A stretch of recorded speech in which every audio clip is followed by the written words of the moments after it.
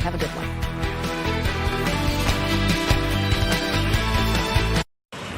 Next stop, Sherry. I appreciate you being here. I'm your host, Anita Blanton, and I will be here with you through 4 p.m. online. So let's talk a little bit about what we have lined up for this hour, some of the things that we're seeing around right now. I'll take you to a live picture in the courthouse.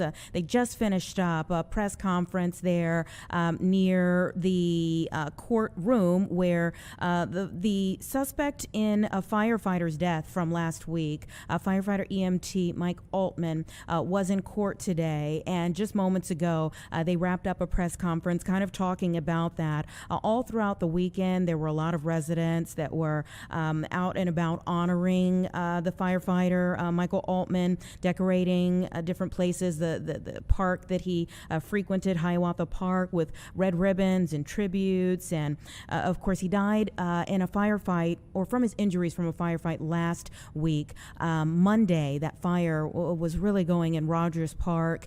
He rushed in with several other first responders, and the first floor of that apartment building gave way, and he fell into the basement. And by Tuesday, he had succumbed to his injuries there from the firefight.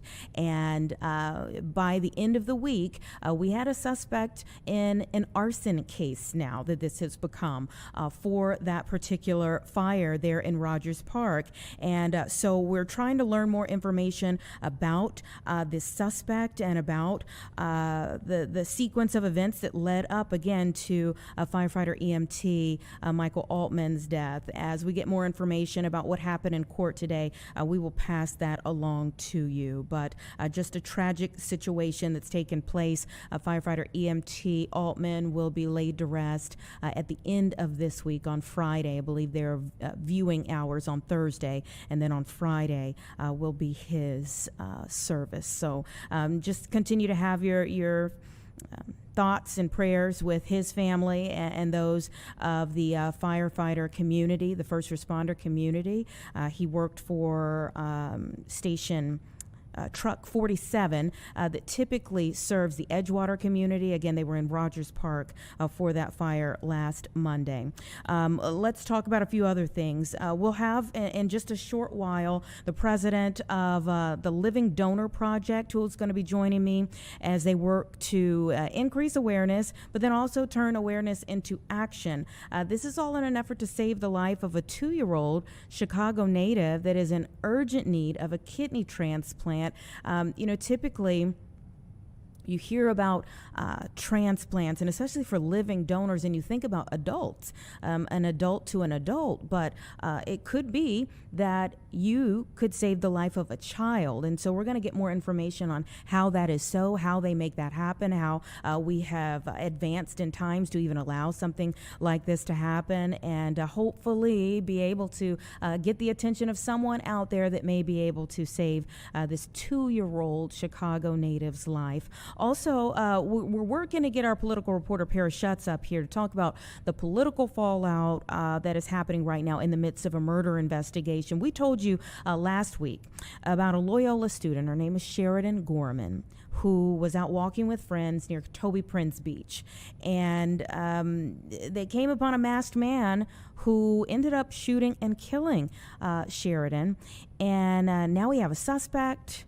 We have a name. That's Jose Medina. It may be Medina. Some of the paperwork is, says Medina. Others just say Medina. And we also have immigration and enforcement, immigration and customs enforcement that is stepping in, saying that he was a known Venezuelan immigrant in the country illegally. And as a result of what they know, going back several years, the Department of Homeland Security has issued an arrest detainer. And again, they are going back into a list of issues. So there's a lot of political fallout there. If you just think about where we were last fall and the conversations about being a sanctuary city and the federal government and the state government going back and forth on sanctuary policies. There's a lot there to unpack. So we're hoping that Parashutz will be able to come up here and talk to me a little bit about that so we can kind of sift through that, give it all some context. There were a lot of developments in that particular case over the weekend. So we'll see if we can get him up here to talk more about that a little bit later on in the hour. Also, let me take you to LaGuardia Airport. All morning, we've been looking at live pictures from LaGuardia. Oh my goodness, just such a shocker this morning there as this plane, and you can still see it there on the tarmac, 2 pilots lost their life. Not up in the air, but as they came down here, colliding with a fire truck. This happened like late Sunday night. The pilot and co-pilot were killed. And we're just still working to get more answers about this. In fact, the U.S. Transportation Secretary and the director of the FAA are set to hold a news conference at 2:15 our time inside of the airport on this particular matter. Just seeing that. 2:15 our time, that the Sean Duffy, that would be the Transportation Secretary, and also the Federal Aviation Administration Chief will be holding a news conference to give us more information about this. But at this point in time, New York City's second biggest airport is closed because of what's taken place there. I mean, look at all of the just damage here, and you just wonder how this happened on the ground here. This jet colliding with the Port Authority fire truck on the runway going 104 miles per hour. I mean, it really is a miracle that only 2 people lost their life, given the fact that there were people in the fire truck and that this plane was full of people.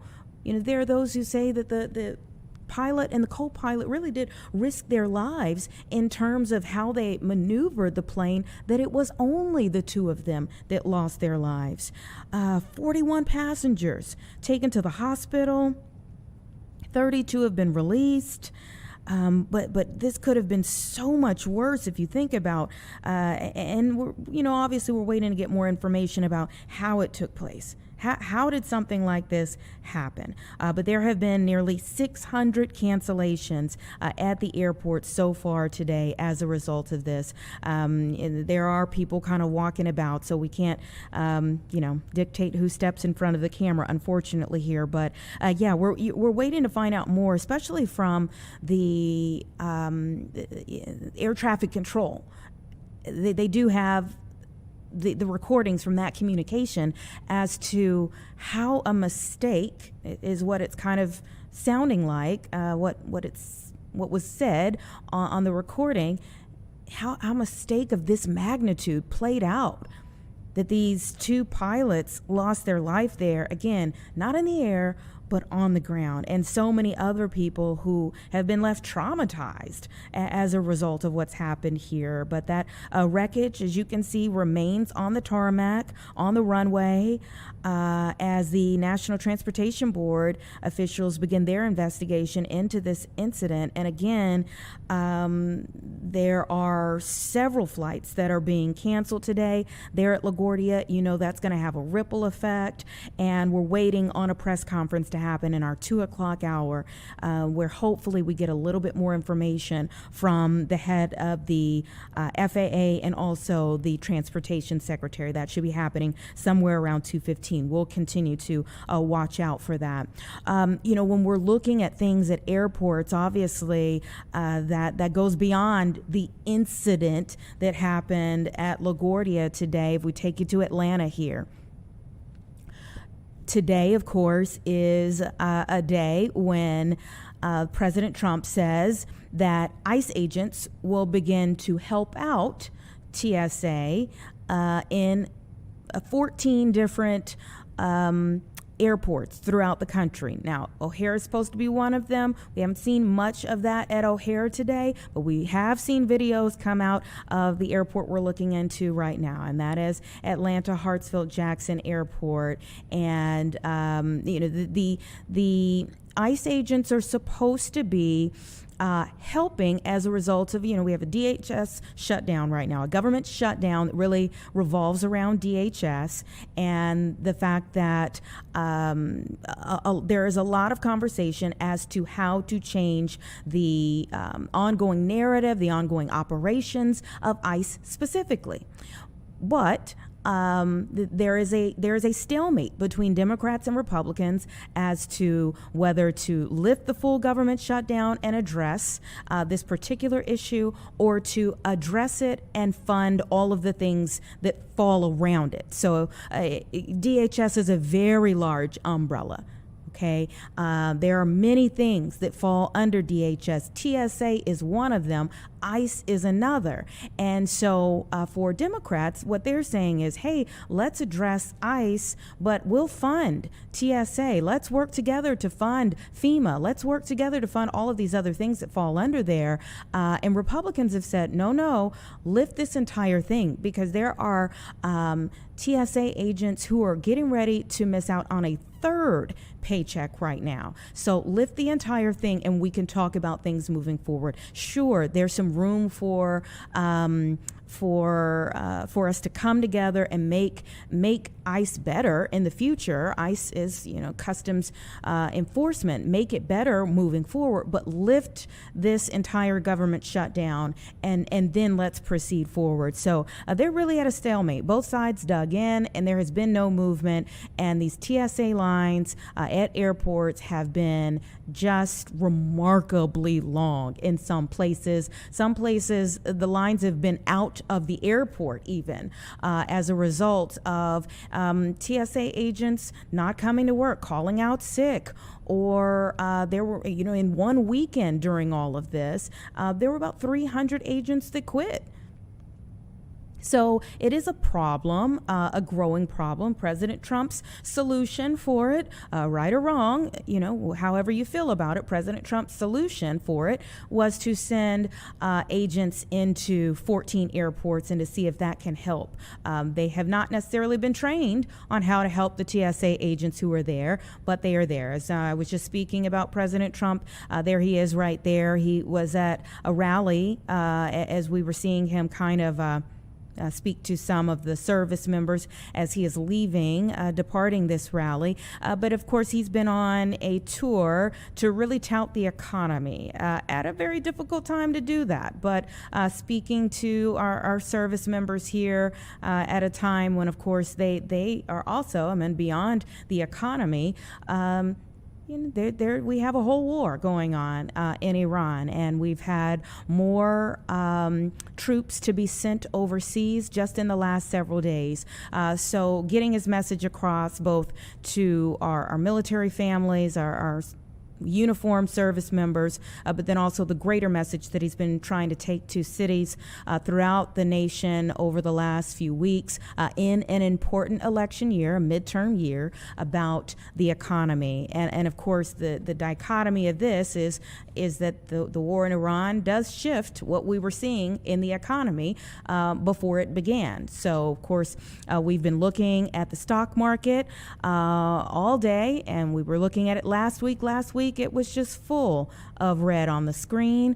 Now that we're starting to get some shifting opinions, some shifting conversation about how to end the war in Iran and how to open up the Strait of Hormuz. As you can see here, look, green the entire day thus far. We've got a little ways to go, of course, but this is much better than what we saw on Friday. That level of uncertainty, there's still clearly uncertainty there, but whenever we start to hear some possible solutions to the issues that we're seeing, it tends to kind of lift the numbers that we were desperately wanting to see last week. We ended the week, and really all week last week, there were very small blips of green on the screen day to day, and I don't even know if we had a blip of green on the screen on Friday. So we did not end the week well. We ended the week with a lot of losses, but thus far,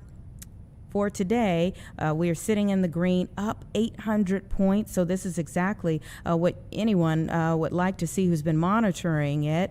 And we hope to see more of this, obviously, moving forward. We have a couple of hours before the day closes, and we'll see where it goes. But just a lot of rallying here today as we begin a new week, as some of it has to do with the shifting conversation around Iran and the energy infrastructure there, the Strait of Hormuz in particular.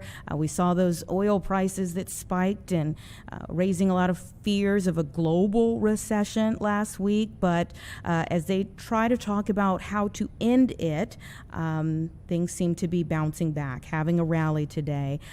President Trump says that both Iran and the U.S. wish to make a deal, and that the two countries are going to get together today, probably by phone. We'll see if that happens. But again, at least what we're seeing here thus far seems to be good. The Dow and the NASDAQ both doing well thus far, the S&P 500 as well. So we'll try to circle back around to that and see where we end the day. But the S&P 500 has risen 1.5%. The NASDAQ composite gained 1.6%. And of course, President Trump posted on Truth Social this morning when futures were pointing to more losses for equity markets under siege, for skyrocketing oil prices and the uncertainty that I was mentioning just a short time ago, that things should be shifting, that conversations will be had, and this is the result of some of that that effort that he put in this morning. We are seeing things kind of turn around for the market today, and we'll see if it closes down that way as well. The international benchmark fell more than 9% to $101 a barrel. I mean, that's still high, but any movement, and it's at least going in the right direction. There was some fear among some experts, energy experts, that we could at some point reach $175 a barrel. That is incredible. So again, some shifting conversation today. We'll see where we end the day, but love to see green on the screen, and hopefully we're moving in the right direction. It's about 1:17 right now. Let's take a quick break, everyone. 2 minutes, and we'll be right back.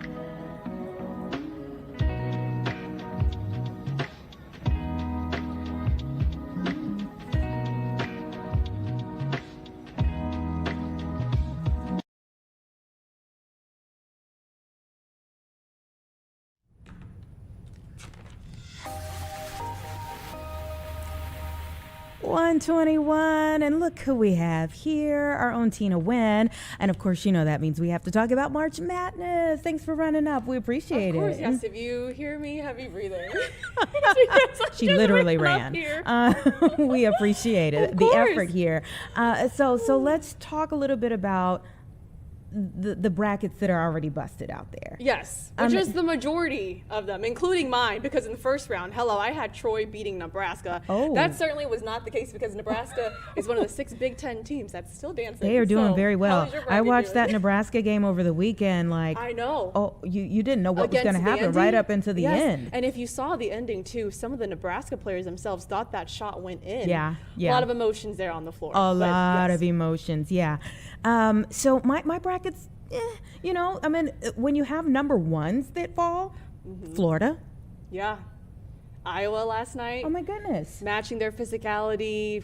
Florida got completely outcoached as well. And then when you look at the South region, you have 3 Big Ten teams that have advanced. And then that Iowa-Nebraska matchup. Yeah. I don't know what the basketball gods were doing, but here we are. Keeping us interested. Yes, that's what they do. And right now you have 6 Big Ten teams that have punched their ticket to the Sweet 16. That's the most this conference has ever sent. And it's overall been a really great college basketball season too in the Big Ten here. But you look at the matchup with Nebraska and Iowa. Nebraska coming into this tournament, they've punched their ticket to the NCAA tournament 9 times, had never won a game. So this is also their first time advancing to the Sweet 16. Yeah. And when you watch this team, they're playing with such a togetherness that is really important this time of the season, especially here in March. They don't have that big time star player like Michigan State, Purdue. Yeah. But again, they're playing with such a togetherness right now that's really important. And another interesting angle for that matchup, Iowa fans will recognize this name, Price Stanford. He used to go to Iowa and is actually Nebraska's top scorer. So this is, again, going to be a really interesting game. Nebraska opening up as a 3.5-point favorite. Honestly, in the time of NIL and the transfer portal, it is interesting almost every game to just listen to this player used to play for this team and this player used to play for that. And you're like, oh my goodness, does anyone stay at one school anymore? No. They do not. They don't. That's the reality of it. Yeah. And before the first round really began, everyone was talking about how we probably won't see a ton of upsets this year. Not a lot of Cinderella teams as well, stories, just because of the NIL, the impact, and how it favors mostly the larger schools here. And you're looking at Purdue will face Texas. They're in 11 seed. They played in the first 4. They don't look like that right now. And one of the beauties of this tournament is that when this tournament begins, it's like a completely new season for a lot of these teams. Yeah. So you have Texas right now. They are not playing like an 11 seed. But I think what we've learned so far is, especially Thursday in the opening round, when you had VCU, High Point, Siena, almost High Point came out of nowhere. That's another one. Yes. The day one we saw a lot of those upsets, but as we've advanced on to Friday, Saturday, right, and even now in this round, really no more Cinderella teams, and because of, again, the impact of NIL. Well, there is more of an expectation for these bigger schools, for these bigger programs. Illinois. What is the expectation here? I know. They are going to face the Houston Cougars, and Kelvin Sampson has been in this position before. He's got a veteran team. And when you watch Houston, this overall will be a top 5 offense against a top 5 defense. At home. Yeah, for Houston. Yes, exactly. This is in their backyard. Yeah. And Kelvin Sampson, I remember listening to him talk throughout the season. He pointed out that Illinois, they've got like one of the top offenses in the country. And he's right. When this team is humming offensively, they're a tough team to beat. Now, for Houston, they're a very guard-driven team as well. And you look at this matchup, the battle between the guards of Kingston Flemings and Keaton Wagler, 2 players that many of my scouting friends have said projected to go top 10 in this upcoming NBA draft. Yeah, so this is going to be a really, really tough matchup for Illinois. I honestly think this game could kind of go either way.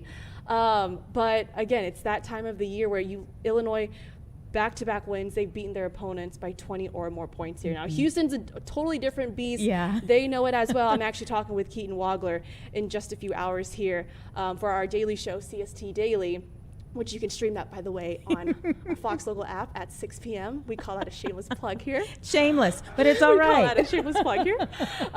Yeah, so this is going to be a really, really good game. Yeah, and so I'm sure just as happy as Houston is to take on Illinois in their backyard, Illinois really would have loved to have been on Thursday when all things come back to Chicago. Yeah. This is also a really late tip-off for this game. Oh my gosh. So you look at some of these game times and you're just like, it's all tipping off pretty late here. Yeah. But no, I think Illinois, they have really the size, the physicality. Again, you look at the Avicic brothers, what they've been able to do, and Keaton Wagler, just the run that he's been on freshman year, just putting up insane numbers, but it's the basketball IQ, his all-around offensive game as well. Illinois is lucky to have a player like him. Have you been keeping track of the ladies? The ladies. Yeah. A lot more so on the men's, but I do know for the ladies, the number 1 seeds, it's pretty much, it's all chalk. Everyone's still there, but I watched like Flauget for LSU over the weekend, and I know Illinois is still in it, you know, that the ladies for if you're in Illinois, just an Illinois alum. Yes, when it comes to football, women's basketball, and men's basketball as well. It's a really good time to be an Illinois alum. Yeah. I went to A&M, so my team is already out already of it. bounced. Yeah. We actually got beat by Houston pretty badly. Yeah. I even watched let's see, there was a good storyline over the weekend about Coach Don Staley gifting the Southern University players perfume, of all things. Like a couple of the players had said to her, like, you smell good. And she got Louis Vuitton perfume for all of the players on the team. It is, right? It was such a Don Staley thing. So, yeah, I just love and want to make sure that we mention the ladies as well, because they're doing some wonderful things, too. Okay, so by the time we get back to Chicago, back at the United Center, where we just watched, the Big Ten. Yeah. Who do you think will be coming back to Chicago? Yeah, so the Sweet 16 and Elite 8 will be here in Chicago. Michigan will be playing in that game. They're going to be taking on Alabama. You got Tennessee and Iowa State as well. I think when you look at the bracket right now and how it's set up, obviously I think for Illinois, obviously you have to get through Houston. Right. That's going to be a tougher task. Whoever wins that game, to me, I believe, goes to the Final Four. Now, you look in the East, you've got Michigan State taking on UConn. I feel like that's going to be a bit of a tougher matchup for the Spartans, although Tom Izzo. I was going to say, I don't ever count Tom Izzo out. Right, the Tom Izzo toughness. He's gone to the NCAA tournament 28 straight years. This is his 17th Sweet 16 appearance. Another team that's also fascinating to me that I truthfully didn't have really making it this far. But obviously Jeremy Fears Jr. is the player that everybody's going to want to talk about with Michigan State. But really, Cohen Carr, to me, if you watch that last game against Louisville, he was everywhere in that game when it comes to really doing everything for that team. And to me, he's been one of the more consistent players for them. But again, you know that when you are facing Tom Izzo's team, again, it's the toughness that they play with. And do you think that it's coaches that matter more? or the team that they put together that matter more? I know when it comes to like an Izzo or, I watched St. John's over the weekend and you're like, man, I mean, there are just certain coaches where you're like, I don't count him or her out. Yeah. But then there's certain teams that you look at differently. Matters, right? And again, you have to look at this through the lens of the NIL, the transfer portals, and how much of an impact that it does have in college basketball. Like if you're a player and you're going to have maybe like at a mid-major and you have one stellar season, right, you're probably going to end up transferring to a bigger school. And I remember I've talked to a few coaches that have told me, I mean, you have to work 10 times harder at retention to keep the players that are already on your roster. Yeah. So the work is truly cut out for them.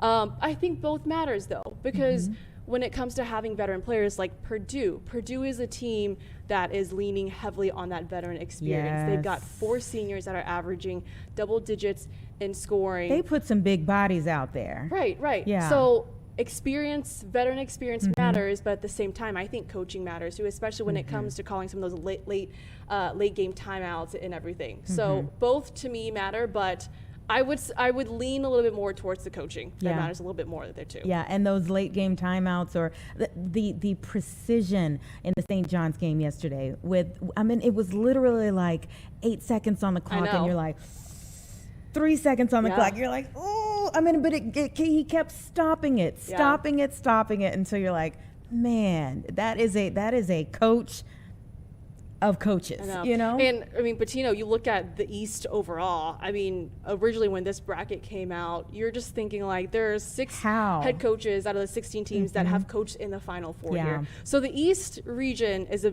bit of a tougher region to advance out of. So that's why I look at Michigan State. You got Duke, St. John's, Michigan State, and UConn as the Final Four teams that are left. Bit of a harder path for Michigan, but I mean, overall, this bracket right now, I think I look at Michigan in the Midwest. Seems like it is a bit of a cakewalk for them. Really? They're taking on Alabama next, and then is that a bad omen? The moment you say it's a cakewalk, all of a sudden you're like, oh. But Michigan, all around, they're a really good team, offensively, defensively. Michigan and Arizona. In my bracket, I originally had Michigan taking on Virginia. That is clearly not happening. Right. You watched the game yesterday against Tennessee. Yeah. But either way, I think Michigan obviously has a really good chance against Alabama. They're without one of their leading scorers in Aiden Holloway. I thought, though, Michigan has taken on some interesting challenges along the way too. Even in the Big Ten, when they lost to you were Purdue. like, oh, well, wait a minute, maybe some folks are kind of figuring them out. Yeah, I mean, you look at Purdue, right? Yeah. Purdue entering the Big Ten tournament, plus 750 odds to win it all. I mean, I definitely did not have them winning the Big Ten tournament. People thought that would be a cakewalk for Michigan, right? But if you watch them all season long, I would still say Michigan has a good shot. Although in the West, Arizona, I feel like it's a bit of a cakewalk for them too. Arizona was the healthiest team to me coming into this bracket. Michigan, they've been dealing with injuries. CJ Carr, has been out, but they still seem to be okay. They've got, you look at these teams and you watch them, it's the size and the physicality. Like for Michigan, a Diamara, right? Yeah. Someone that a lot of scouts in the NBA are really excited to see, how his game translates to the league. I can't remember which team, but there was a young man, is he like 7'10"? Something like that. They kind of did a graphic representation with him and Charles Barkley, and they had all of these tires stacked up, and they were way over Charles Barkley. I think he's somewhere between 7, 8. Are you talking about the Florida, from Florida? Maybe. It might be a Diamar. If you're talking about a Big Ten team, it's a Diamar. Okay. But over the weekend, when Florida played Prairie View A&M, there was that funny meme that was making its round on social media, where the player from Prairie View A&M just looked up and was big. You're a really tall kid. And if you're good at reading lips, you can kind of figure out. And it was just pure shock of him sitting there, looking up. He was and he's just like, how is this possible? You're really what are you big. Eating? What are your parents feeding you? That was a very funny video out. The Prairie View is my brother's alma mater. Yeah, and that was super funny. Super funny. So, all right. So who do you see being the final matchup? The final matchup? Final Four, my revised Final Four that does not have Virginia. Your championship game. Does not. I have Arizona winning it all. Mm-hmm. Yeah. So my Final Four teams were Duke, Houston, Arizona, and Virginia originally. Obviously, the Cavaliers are out of it. Would still keep my same Final Four, although I think Michigan has an easier path now. Okay. Winning it all, I'm going to stick with Arizona here. I'm going to stick. I had Houston and Arizona as the final two teams. Still going to stick with Arizona. One and done. You're like, gotta be a one and done girl. Going to. Yeah, I'm gonna Although stick I really want to. Brian asked me this morning on Good Day Chicago, given he said out of all these Big Ten teams, who do you think wins it? I said Michigan's got a good shot here. Right. But again, I picked Arizona at the start of this, and I gotta stay with it. Do you have? Although it pains me right now because I'm like, See, again, when you're the beauty of this this tournament is truly when it starts, it's a whole entire different. It's a new season for these teams. It is. And honestly, it's a new season, but also by then, to your point about the injuries or health. It's a new season at the point when there are some like physical breakdowns starting to happen. Like you take UNC, for instance. I would have picked UNC to go further had it not been for injuries. They made it, but by the time they made it, they're all banged up. Yeah, health is really important at this time of the year, and just overall when you look at sports, right? You want to be your healthiest during the start of postseason, but it's not always like that for teams. But that's why I went there with Arizona. As you look at these Final Four teams, especially the ones that I had picked in my original bracket, Arizona to me was the healthiest team and just super well-rounded as well going into this tournament. I picked Arizona to win it all as well, but we shall see. Cassie also picked Arizona. I'm like, who didn't pick Arizona? Arizona? We'll see what happens. I also have Florida going a little further, but I know, right? Who knows what'll happen? We'll see. But we're rooting for the Illini right now because we know that they have a shot. They have a shot, but it's going to be tough for them against Houston in Houston. I know. Houston in Houston is the, again, it's like a home field advantage for them, home court advantage for them. It's literally in their backyard. But, I mean, you have both sides that are well aware of what's at stake here. And Illinois, they know that they're essentially going in. This is a road game for them. Either way, both teams are going to be ready. Yeah. It's the thrill of victory, the agony of defeat that we are watching over and over and over. Well, you saw that in the Vandy, Nebraska game. Oh, my goodness. Really? Yes. I mean, that young man, that shot looked like it was going in. I know. And I mean, everybody was just like, And even the Nebraska players, some of them turned their back and they walked away because they thought it went in. Oh my gosh, all the emotions. All the emotions. And we're ready for it again. So thank you for coming up. We'll see. And this is also opening week for baseball, right? It is, yes. Opening day is on Thursday. Opening night is on Wednesday. Yes, opening day on Thursday. We'll be out there all morning long. With the Cubs. Yes, Cubs host the Nationals at 1:20. And then the White Sox are on the road. They will be in Milwaukee. Shane Smith, their opening day starter, played for the Brewers too. So yeah, a lot of excitement for both teams.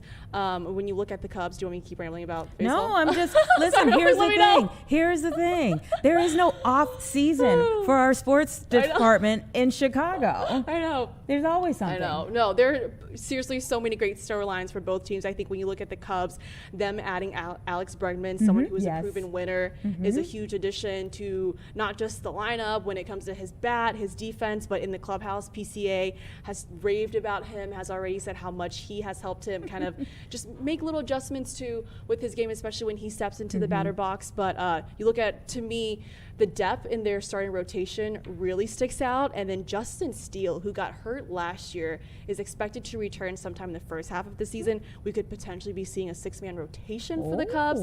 But the pitcher that they added in the offseason, traded for with Miami, the Marlins, Edward Cabrera. When I was out there in Arizona for spring training, Jed Hoyer and Craig Counsell both told me how the pitching staff has been really enamored by him. They tried getting him last season, couldn't get him, didn't work out, but obviously this season it has. So a ton of upside to him. Believe career best 3.53 ERA, has pitched over 137 innings. So this is a Cubs team. I was with the team in Milwaukee when they lost to the Brewers in the NLDS, and inside the clubhouse, the abruptness of that loss, because they really thought they had a chance. You're getting some momentum at that point, it really was. The next round was going to be, they knew was going to give them some trouble because when it comes to pitching, they didn't have enough arms there.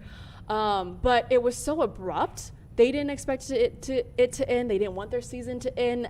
One of the biggest things I got from being out there with the team is they really use that disappointment and use it as motivation heading into the off season.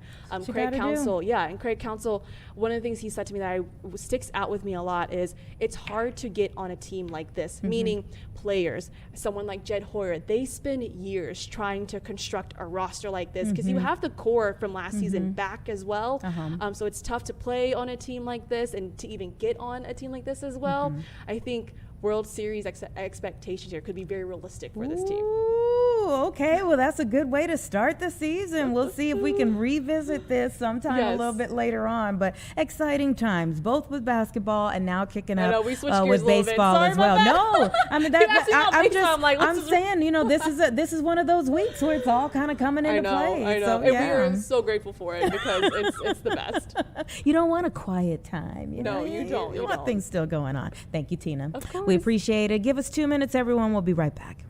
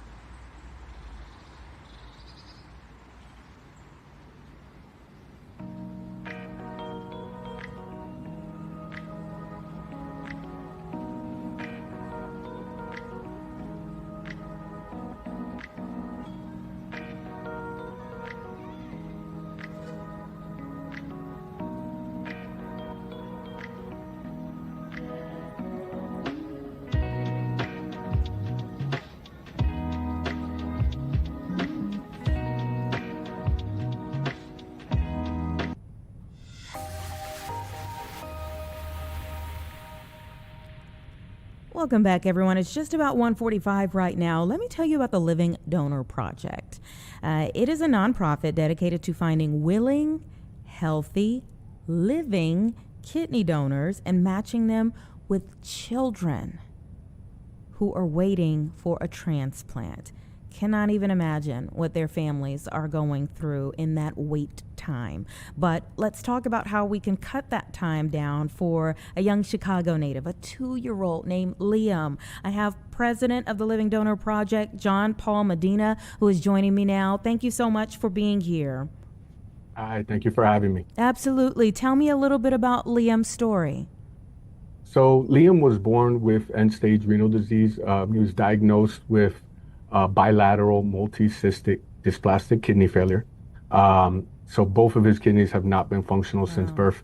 He was placed on dialysis immediately after birth, and he's been on dialysis now for over 1,000 days. So 2-year-old Liam is in the need for a kidney transplant. And our focus at Living Donor Project is to try to match him, as you said, with willing living donors, because the wait list for a deceased donor can be years at times. And then sometimes you never get that perfect match.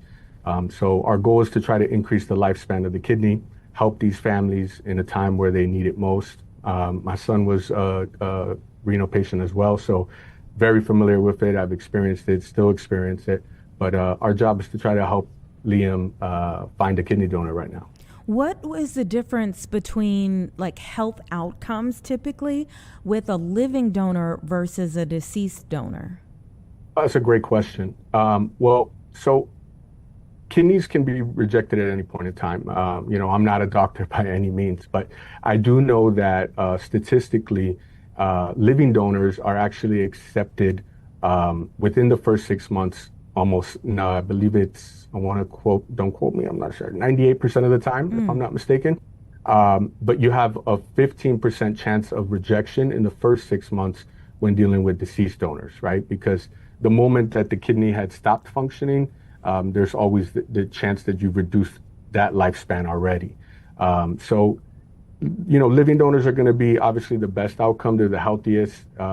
They do a lot of vetting and making sure that everybody is safe. And medical science has helped us get to a place where most people don't even know that they could live perfectly fine, continue their normal day-to-day lives with just one kidney. And what did the doctors tell your family, or what have you learned working with the Living Donor Project about how an adult kidney could be used for a child? That's one of our most common questions, right? Most people think that they can't give to a child. Size is the biggest factor. So what we do is we're trying to preliminary match individuals that are willing to donate. And we look at things like size, right? So we want to make sure that the size is going to be somewhat compatible or accepted. But there are various programs where even if you're not that perfect match for, let's say, Liam, there are other channels where you may still be eligible to be a donor to somebody else so that they can help Liam get another donor faster that might be a better match. So size does play a role into it, but adults can donate to children. And most people do believe that the parents are the ones that are typically going to be the donors, but that's just not the case all the time. Sometimes there's incompatibilities there. Sometimes there's other health risks. What our goal is to have this outreach and to tell the story of these patients like Liam, like my son, like Lucy is another child we recently helped in Baltimore, and get the awareness out so that individuals understand that they can live a perfectly normal life. They can be that donor if that's a calling, that's something that they feel that they want to do. And obviously make sure that everybody's healthy and that we can help these families in this time of need as well. Take me back through your family's journey. I mentioned as I was kind of given an intro here about Liam that most of us can't imagine what that wait time is like for a family, but obviously you've been there. Well, what is that like? Well, my son, when he was born, we knew he was going to have complications. We didn't know it was going to be to the extent of dialysis or kidney failure. It was diagnosed in utero, similar to Liam's story. When we found out that he needed a kidney transplant, I immediately thought, well, I would do it, or my wife would do it. But again, we learned very quickly that that's not the case, as I'm sure Liam's parents had experienced and many other families as well. The wait time, it can be very stressful because while these children are on dialysis, you never know if they're healthy enough to accept a kidney. And there was a time where my son was ill at the time, and there was a deceased donor option, and he was unable to accept it due to his current health status. So, you go years through this process, and you never really know if it's the right time in that moment. Aside from that, you're trying to do everything you can to balance their health, keep their fluids at a level that's optimal, their food intake, get them to a size that's reasonable to accept the kidney as well. There's a lot of challenges. And as a parent, what I realized was that I didn't know, and I didn't know what he needed or who was the perfect match. And so it kind of helped me decide that I needed to start Living Donor Project to help these families, because they don't always have the answers, and there's a lot of confusion, and you're doing everything you can to save your child, and sometimes that one thing that you can give them, that you want to give them, you just can't, unfortunately. Yeah, I mean, that's so tough. And I'm sure excruciating for the parents, because you would switch circumstances with your child, I'm sure, if you could. And and you couldn't. And there is an aspect of it that becomes out of your hands. So if somebody is listening right now and they want to see if it's even a possibility, what steps do they have to or need to take? Well, right now for Liam's story, they can visit our Instagram, Living Donor Project, all together, no spaces, or they can visit liam.livingdonorproject.org. And they can learn about Liam's story. There's a video there about his story, but more importantly, they can apply. And applying doesn't necessarily mean that you have to be the donor, right? It's just the first step to gain that information to see if you may be an eligible match for him, or for another child, if that's something that somebody was open to. Our goal is to try to close the gap on the children that are waiting. I believe right now roughly 2,500 children are on the wait list for a kidney transplant across the United States. So our goal is to help these families, and we do that through storytelling, and you can learn all about that on our Instagram as our primary source of information. We share all of our content on there. So I'd advise anybody that's willing to even consider it to visit our Instagram page for sure. When you are educating people about this type of sacrifice on behalf of a child they may not even know, what are some of the misnomers that you help to break down? I know you mentioned, the aspect of living with one kidney that you can, but what are some of the other things that you see that people generally don't understand about this type of thing? I think, people feel that, again, I think they believe that maybe the parents are going to be the donor, that they're not potentially a match for them. Again, it doesn't necessarily mean you have to be the perfect match, right? So you could potentially help another person in need or another child in need, and that would ultimately bump up a child like Liam on the list. So most people are not aware of that. Also, I believe that, there's a lot of misconceptions with gender and how they can help, and we try to clarify that by just really telling what these families are going through, what children like Liam are experiencing, and then advise people to just get the information, right? Because we want everybody to make a decision and feel confident and feel safe, and obviously that they have sufficient enough information to go ahead and make that decision to move forward and ultimately become a living donor for someone like Liam. And in terms of changing the outcome for a child's life, would they then possibly be able to live a full, long, healthy life if the transplant goes well? I mean, what is the expectation if all goes well with the surgery and that they are compatible? Well, that's one of the most beautiful things that I wanted to mention, actually. These children's lives turn around very quickly. It's almost like they bounce back. Children are resilient in itself, but, my son went from being on dialysis over 12 hours a day, something that Liam is currently going through, constant medications, constant doctor visits, constant hospitalizations, to running around and playing with his siblings, going to school now. There's always a risk. So there's things that you do have to do post-surgery, but you really do give life back to these children, and you give them somewhat of a normalized childhood, right?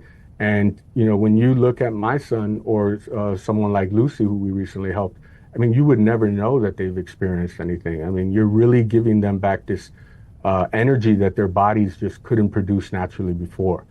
So it is a very beautiful thing once that is accomplished, and it relieves a burden for these families too, because, as you mentioned earlier on, you asked me what are some of the tougher times and the things that you experience. I mean, you're doing everything you can for your child, and that, like any parent would, but when you get that weight off your shoulder, right, and you get to see your child being a child, right? My son couldn't experience things like holiday parties with the family because he needed to be connected to a machine at a certain time for over 12 hours, right? And this is something that Liam is currently experiencing. He has to be connected to dialysis at a specific time every day. So these children lose that normal childhood experience now, but after transplant, I mean, they just really, you really see them take to regular child experiences, experiencing school, friends, playing with their brothers or sisters. I mean, it's a very beautiful thing to see happen. Well, I'm so happy that things turned around in the way that you described for your family. I'm hoping that Liam and his family will get some good news soon, and excited for Lucy as well. Yeah, thank you. Thank you. And thank you for having us on and helping us raise awareness about Living Donor Project. It's my honor. Thank you. Please take care and please keep us updated. Absolutely. Okay, you take care. 155, everyone. And again, you can reach out to them, the Living Donor Project online, to find out more information about how you can help Liam or any other child who is out there. As he said, there are quite a few on the list waiting for someone to step up in their behalf. Let's get in a quick 2-minute break, and then our political reporter, Paris Schutz, will be right here.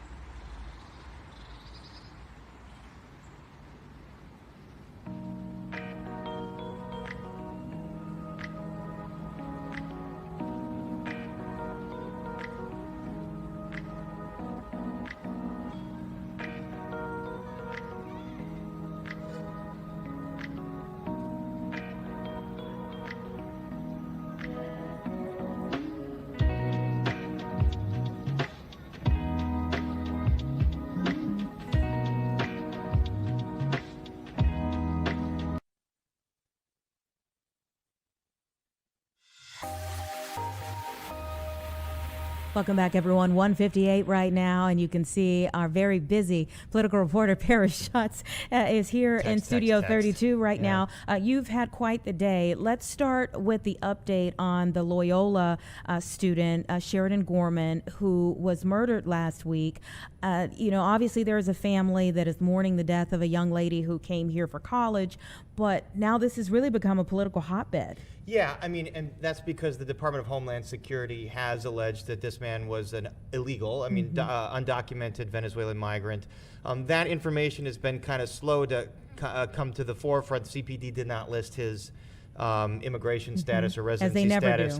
And actually, there are cops that are not exactly 100% sure whether he is asylum seeker or just flat out illegal. They're not corroborating DHS's claims that he was illegal. So we don't know that for sure. But the political part of this is many aldermen want to revisit the city's sanctuary city ordinance.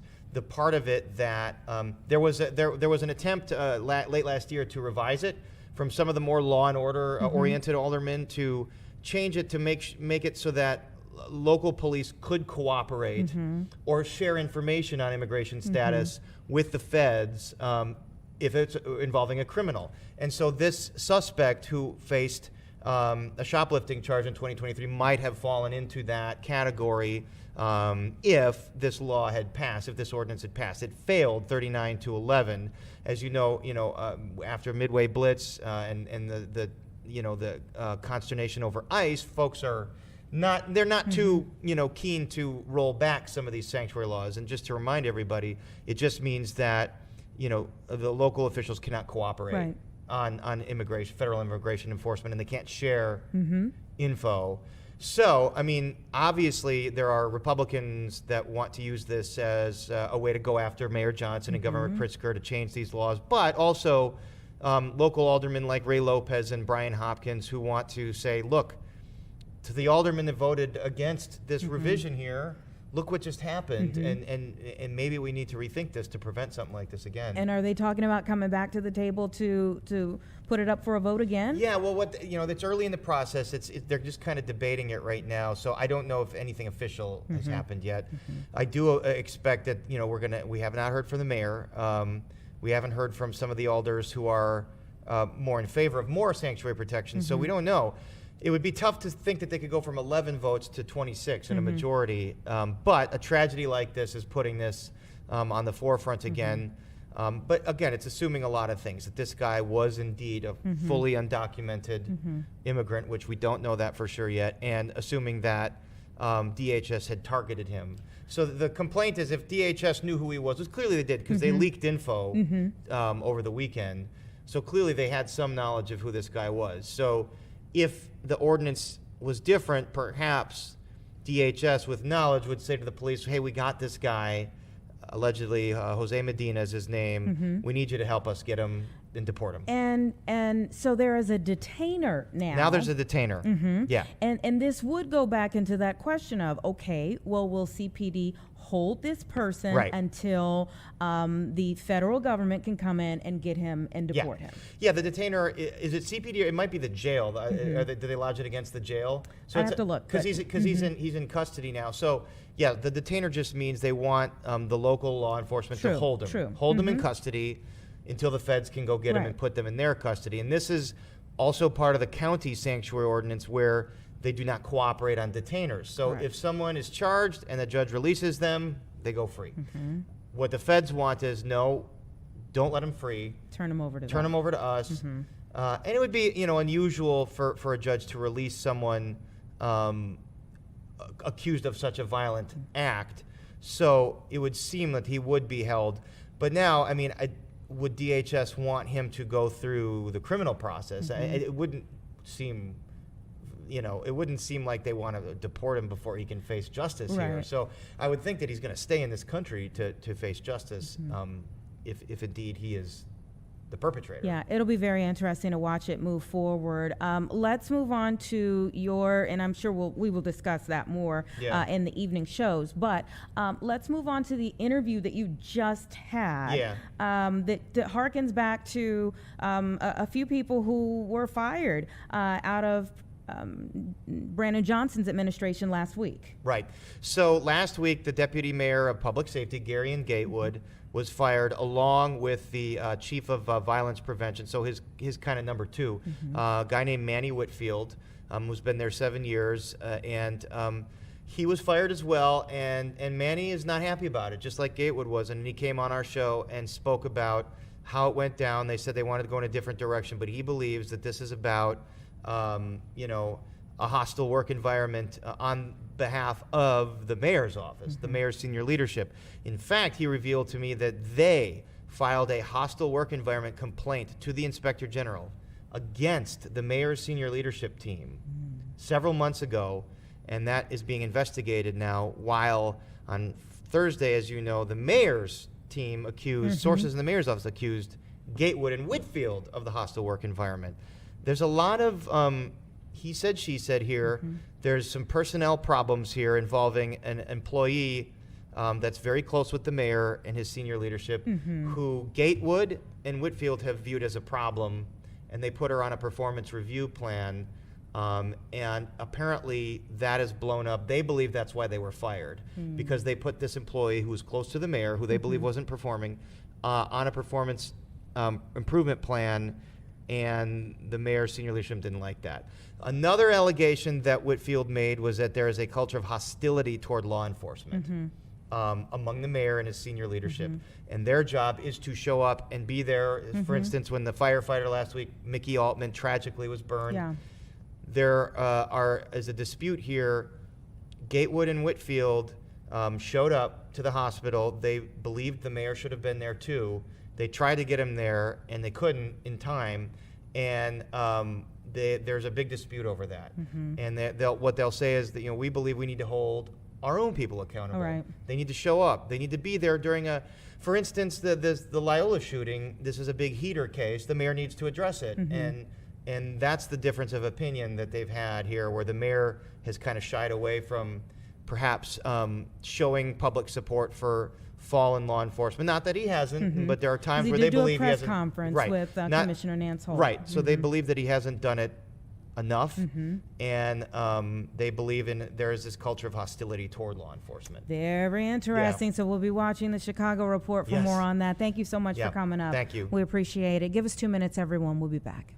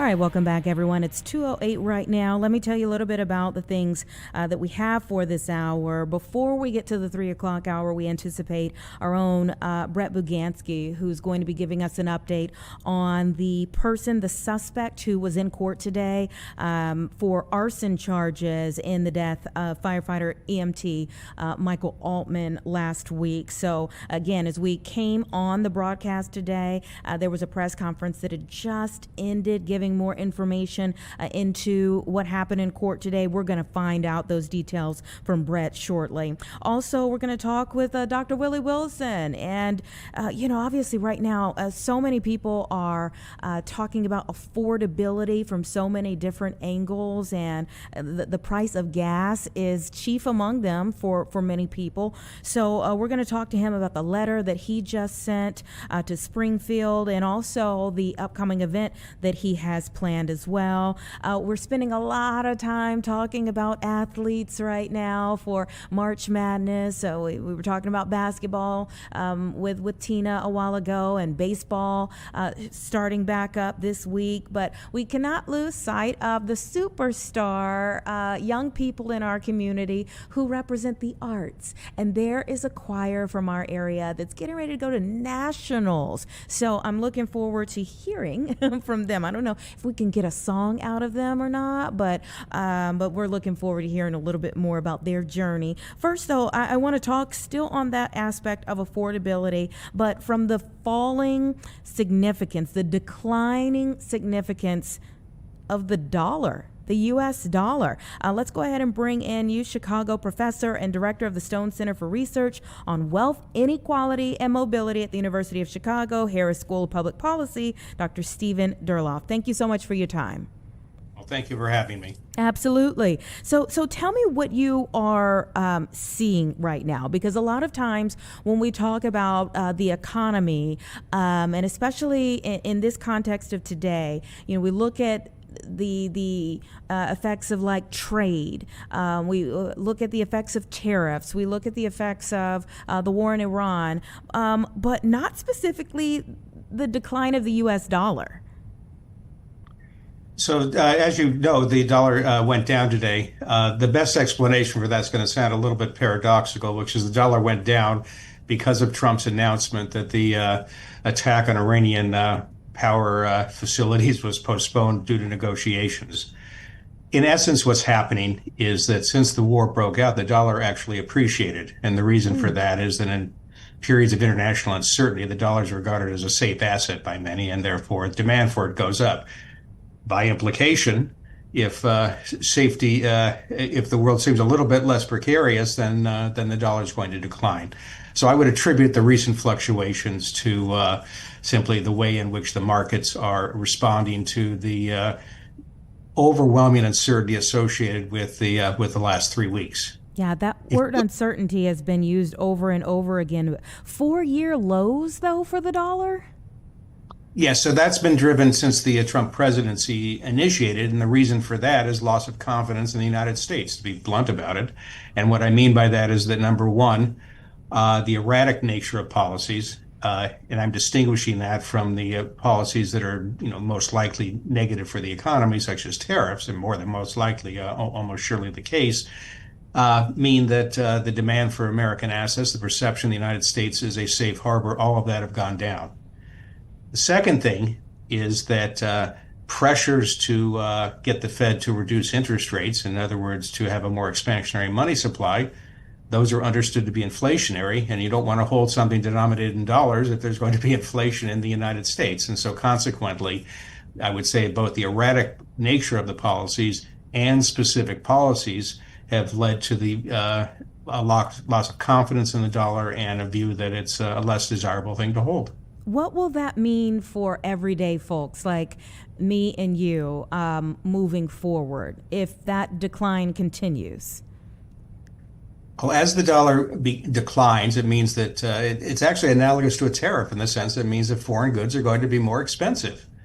In other words, if it is the case that your dollar produces fewer euros, things that are denominated in euros are consequently going to cost more. So it's going to be one more factor that is going to mean higher prices that we face. And then if you ask what are the things we import, those are the places where it's most likely to have large consequences.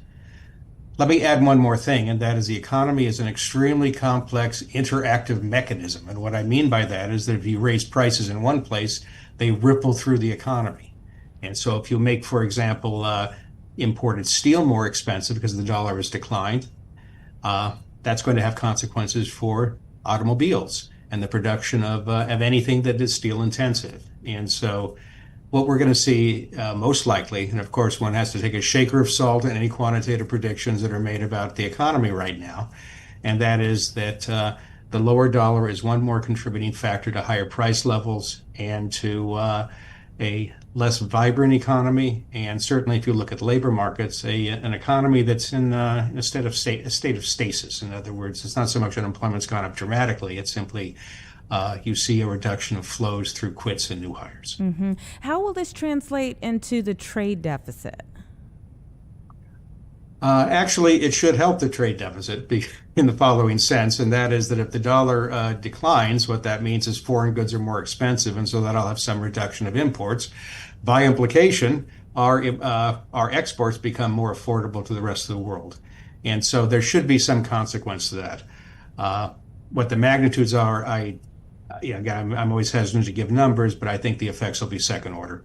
Very interesting. So what do you think? I mean, obviously the president watches the market, and it does seem like we ended the week with a lot of red on the screen. Now we're seeing, the Dow Jones is up over 800 points here. We've been seeing a rally essentially today. So do you think that in some ways this is us stabling out what we have experienced over the last few weeks? And what do you think will happen with the dollar as we stable out? Well, I'll divide it into two pieces. First, you're exactly right. In other words, what we saw today was the reaction to the latest piece of news about the war. Remember, there was a deadline that was given for 48 hours before we were going to profoundly escalate the war with Iran. And given the fact that that's now been delayed by 5 days, the markets reacted correspondingly. And so that's what that really explains both the dollar declining, the increase in the stock market, et cetera. I don't think that's a particular mystery.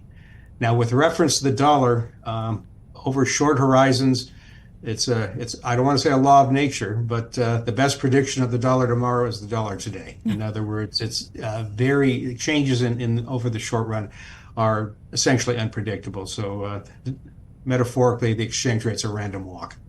At least over short horizons. Okay. Stephen Durloff, thank you so much for joining us here on the show today. I feel like we've all been sitting in class for a moment. Thank you so much, though. It was my pleasure. All right. Take care. Everybody, it's 2:16. Give us 2 minutes, and then we're bringing in our choir that is headed to nationals.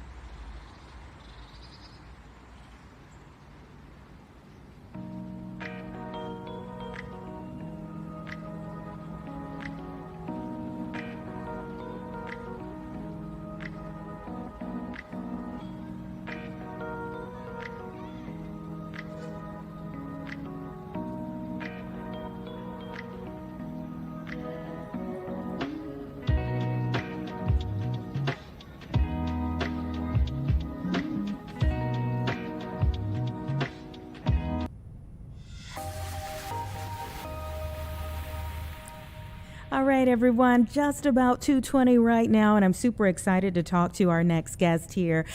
Typically, for those of us in the media, we want everything on the record. Whenever someone says, I'll give it to you off the record, you're like, oh, come on. Can we get on the record? But this is a good time to have something off the record for the show. The Lockport High School Choir a cappella group, which is called Off the Record, is advancing to national finals in New York City.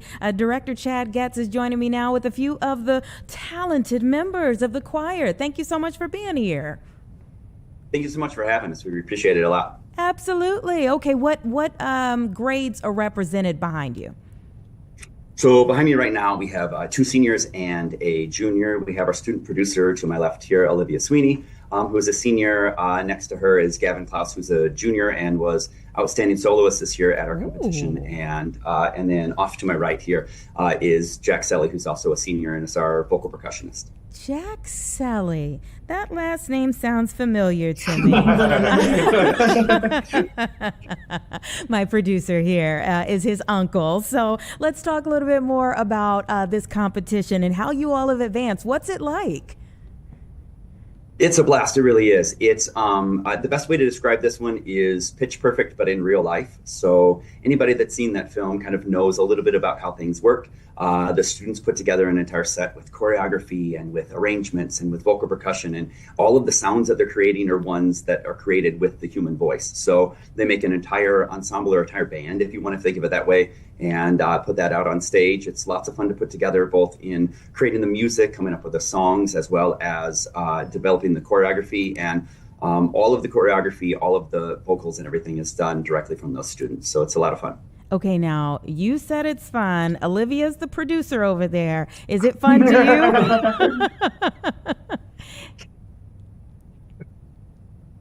Oh, yeah. We'll let you. Sure. Hello. Off the record is so much fun. It's my favorite thing that I do. I don't even feel like the student leader. I feel like we're all such good leaders together, and like it doesn't feel like a chore, like you have to boss around the ensemble. We all work so well together. We feel like a little Aka family. So yeah, we love it. We love Off the Record. Okay. All right. Now, Gavin, as the soloist, is this a talent that you would like to continue to hone into the future? So I do plan on going into some type of like acting, maybe theater, maybe movie. I'm not certain about that yet, but I know I really enjoy what I'm doing here, and I'm only one of 3 soloists. The other 2 are both amazing. That's Linnea and Soren. But I really enjoy what I do here, and it's so much fun. And Jack, let me move over to you. What is it like to put Lockport on the map in NYC?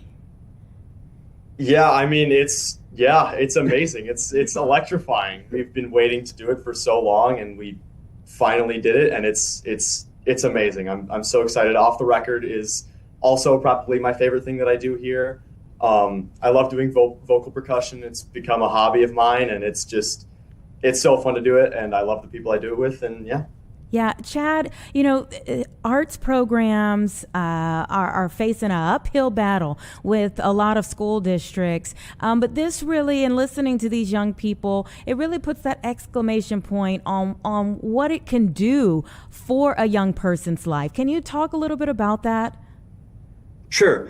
That's exactly why I went into this one, right? Like, it was an experience that I had that was really formative for me when I was growing up. It was something that made me feel like I had a place at school other than just walking to classes. And so I got to build community with all of my peers. And then I wanted to go into education for exactly that reason. That was a way that I can kind of pay back the music educators that have kind of fed my spirit and they've given me a place where I feel like I could thrive. I think that here at Lockport, that's what we try to do with our students, is that we want to make sure that there's a place where they feel like they can be challenged, where they feel like they can also be accepted when they make mistakes, right? That there's a place that regardless of who they are, kind of what voice they're bringing or what experience they're bringing, that they can find like they can succeed. And I think that our community here at Lockport, our administration, our staff are incredibly supportive of that one and making sure that they're accommodating and that they're supportive. We have a great showing of administrators at all of our competitions and things. And we're really excited to be able to like have this space here for those students, that they feel like they can come to school and know that they're going to be enriched, not just their minds, but hopefully their hearts as well. I love it. What a great message. And I hope that they all embody that message moving forward. Speaking of moving forward, so what happens at the competition? Like, when do you all leave for New York, and what will happen when you're there? How long will you be there? What will you be doing? It'll be a busy turnaround. So it's 5 weeks away, but things are already coming pretty quickly as well. So in a couple of weeks, in April 24th, we will travel to New York City. And there's a theater there, the town hall, that is just outside of Times Square, where we'll compete with 8 other groups from across the nation. that are the top high school groups in the country, and have the opportunity to kind of showcase our skills and hopefully come away with the Goodings Cup, which is the Varsity Vocals, the sponsoring organization's championship trophy that they get there as well. And so hopefully we can bring that one back to Lockport. But we're going to get to hear a lot of other amazing groups, to be able to interact and build some relationships that are outside of our school. I think that's one of the most interesting things that acapella has at least I think provided for me and for our students is the collegiality that happens. Everybody that I've interacted with in this one, directors and arrangers and judges and things, have all been fantastic, supportive and willing to offer ideas and feedback and clinic each other's groups and stuff. So we'll get to make some of those connections with people that we otherwise wouldn't get to see from California and Texas and New Jersey and Florida and Alabama and Mississippi and all those things. So it'll be a lot of fun. Now, I want you to dust your shoulders off and brag to me a little bit, okay? Because we were talking about March Madness just a few minutes ago, and we were talking about some of the coaches in the game. Like, I don't bet against Tom Izzo. I don't bet against Patino. You know, you've taken some choirs here before. You've had quite a record, you know, that you have established for this group. Tell me a little bit about it. I think it's nice. I was talking about culture a little bit earlier, and I think that we built absolutely a culture of acceptance and support and things, but we've been very fortunate to also build a culture of success, so that this ensemble, Jack had said it was a long wait, and it certainly was. This ensemble at the semifinal level, only one ensemble moves on from the semifinal level to finals. So they only take the top 9 groups in the country each year. And it's been a little bit of a long road for us. We've been very successful, but 3 years in a row leading to this, we had finished second place at that level. And then last year, they also have a national wild card. And we were one spot away from moving to finals for that time as well. So 5 of the last 6 years, this ensemble finished second place at that semifinal. And so it was really nice to be able to kind of break that ceiling, if that makes sense. But we also here at Lockport Township High School have an incredible treble ensemble. This is a mixed ensemble of sopranos, basses, tenors, vocal percussionists, altos, all those things. But we also have a fantastic treble ensemble here called Vocal Point that last year actually won the semifinal. It's nice to finish second place to some people that we know and that we like. So they went to the same exact competition and finished 4th nationally last year. So between the 2 groups, we finished 4th and 10th in the nation last year. And we're really excited for what we're able to achieve this year. We hope to hopefully bring back some hardware and and certainly some memories as well. Well, I'm certainly hoping you bring back some hardware as well. I'm sure you will bring back some memories regardless. Do you all want to leave us with a tune? Jack, take it away. Okay. I'm going to get out of the way. This is not the part that I... Do you want to do like the lead it like... at the big moment? Okay, Sure, yeah. Sure, right? All right. But I'm hungry. I'm a widow. What the hell am I doing here? When I don't belong here. Whoa, she's running out again. She's running out. She runs, runs, runs, run, run, run, run. Wow, they are amazing. And again, we are so looking forward to all that they will do. The Lockport High School Choir a cappella group off the record and just whipping into shape just like that to give us a tune. Thank you all so much to your director, Chad Getz, and to Olivia, Gavin, and Jack, wishing you the best. Please keep us updated on your success from here. We will. Thank you so much. All right. We're rooting for you all the way. Take care. Okay. All right. Pretty cool stuff. It's about 2:30, everybody. We're going to get in a quick 2-minute break and we'll be right back.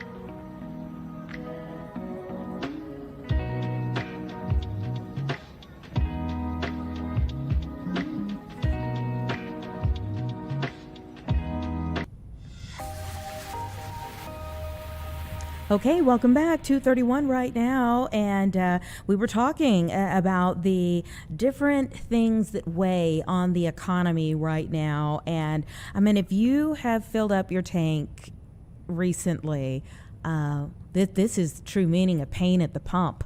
There are people who are paying twice as much as what they paid, this time last year, if you will. And so let's go ahead and bring in philanthropist and community activist, former mayoral candidate, Dr. Willie Wilson. How are you today, sir? I think you're on mute. Let's see if we can fix that. He just sent Governor Pritzker and the legislative leaders a letter urging them to suspend the Illinois portion of the gas tax. So really want to find out the details of this and what really made him step forward in this way. Mr. Wilson, can you hear me now?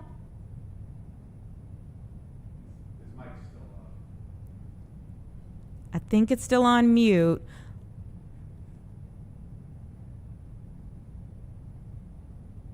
So they're looking for this gas tax to be suspended at least for 60 days. One of the things that has been talked about from a lot of economists is that even if, let's say, the war in Iran were to end today, I can hear you now. Can you hear me? Good. Okay, I can. We good. Okay, wonderful. One of the things I was just saying is that a lot of economists say even if the war in Iran were to end today, that it would be some time before we would actually see the prices come back down when it comes to gas. So tell us a little bit about your letter asking the governor and legislative leaders to suspend the gas tax for at least 60 days. Well, we were hoping that we wrote the letter. And we haven't heard back from her as of yet, but we just sent the letter out this morning. And the people in state of Illinois, state of Chicago, need some type of relief. I'm not asking them to do something that I'm not doing. We're going to put out, coming April the 4th, we are giving away free gas to about 30 service stations around Chicagoland area, suburban, and as well as Gary, Indiana, to help the people out. And so we're probably going to invest a little bit over $200,000 for the service stations. Wow. I figured that maybe let me just kind of ask the governor because he could just suspend the tax. This is our 20th time doing this. The governor of Georgia have already done it. So why can't we do it in Illinois to give the people some type of relief? Mm-hmm. So you just sent the letter out, and hopefully you'll get some type of response, but it's understandable that maybe you haven't gotten a response just yet. Let me ask you what you are hearing from people who speak to you on a regular basis about the type of issues that they are enduring as a result of these skyrocketing prices. Well, I'm hearing a lot of info. The reason why I went ahead and did it a 20th time, a lot of people can't even get to work to take care of their family because of the prices have went up. And a lot of people are going to call some extra $500, $1,000, whatever that may come to. And so they just can't afford it. They're already on fixed income, so they just can't afford it. It's horrible. It's terrible out here. people have to kind of get to work, but they got to sacrifice in some buying food, sending their kid to school and things of that nature. It's just a lot of stuff. It's all across the board. And so I decided, I said, well, you know what? Let me go and do it.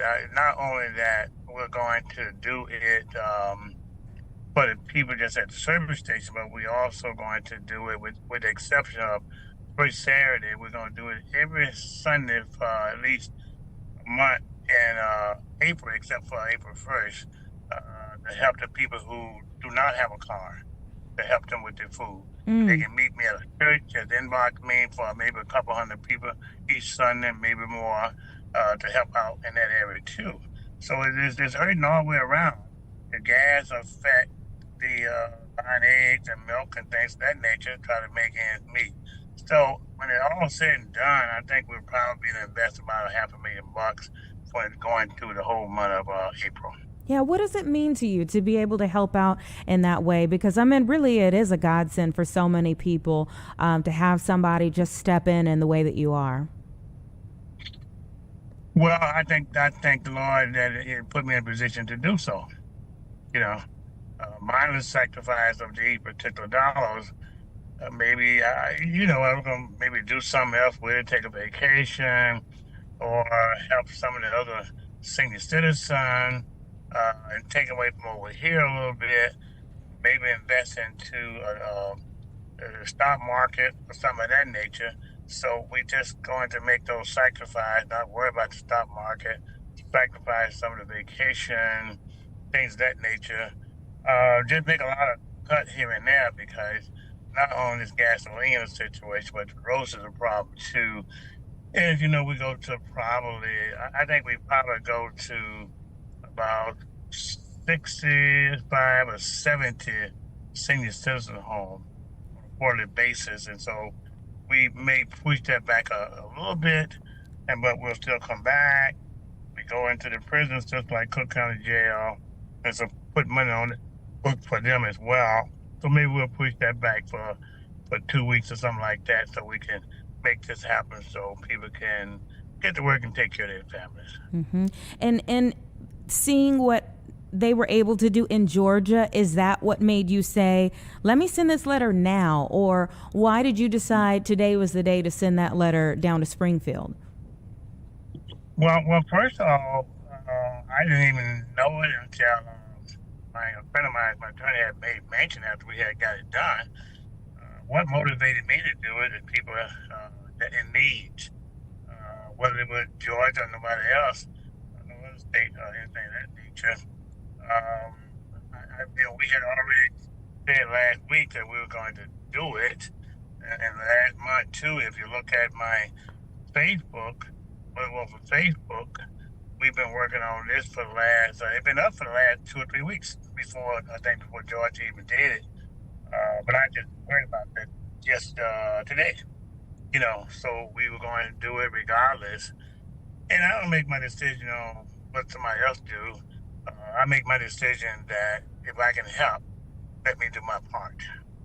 Mm-hmm. It's like that old song, if I can help somebody. So I've got to ask you the question that will be on some people's minds. I announced you as a philanthropist, a community activist, a former mayoral candidate, and we know that conversation is going to really be kicking back up this summer. Are you going to hop in the ring yet again? I've been getting that question asked just about everywhere I go. Here's my situation this year. We spent a lot of money last time. If people want me to run, give me $5 or $10, maybe a couple 100,000 people or 200,000 people make a commitment. It'd be hard for me to turn that down. I would then consider it very seriously. Now, the reason I say give me $5 or $10 or something like that, that's making a commitment from people who really want to step up to the plate and say, let me do my part. I can pretty much just run it myself and put my own dollars up like we've done in the past. But I need the people commit me if they really want that. Otherwise than that, the other thing that on my mind that I'm not going to take away from helping people in the community just to run for mayor this time. If you want me, put $5 or $10 up, and then I'll have to consider it very, seriously. I have no problem in doing it. I feel fine. I need something to do anyway, Well, you're doing a lot, and we appreciate what you do on the community on a regular basis. I'm sure a lot of people, even hearing that you're going to be doing these gas giveaways at 30 gas stations in Illinois and Indiana on April 4th. I'm so serious when I say that will be a godsend for a lot of people. So thank you for what you do on a regular basis, regardless of whether it comes in election season or not. And I did not hear a no from you, so just keep us posted on what you end up doing, okay? Okay, fine. Just go to the website, Willie Wilson Facebook at least, and you can see all the station line up on that. Okay, sounds like a plan. We want everybody to follow through with. Just go on his Facebook page, and you'll be able to see which gas stations you'll be able to get some help at. Thank you again for joining us here on Chicago Live today, Dr. Wilson. All right, thank you. All right, you take care. Bye. All right. That's really going to help a lot of people. I mean, putting up his own money, $200,000 to help people with gas at a time like this, that says a lot. Let's take a quick break, everybody. 2 minutes, and then we're going to be back. We're hoping that we'll be able to bring in Brett Bugansky soon. He is continuing to stay on top of the investigation now, the arson investigation now, into the fire on last Monday, 1 week ago today, that ended up taking the life of a Chicago firefighter at just 32 years old. There was a suspect in court today, so hopefully we'll be able to get some information from Brett very soon. Give us 2 minutes, we'll be back.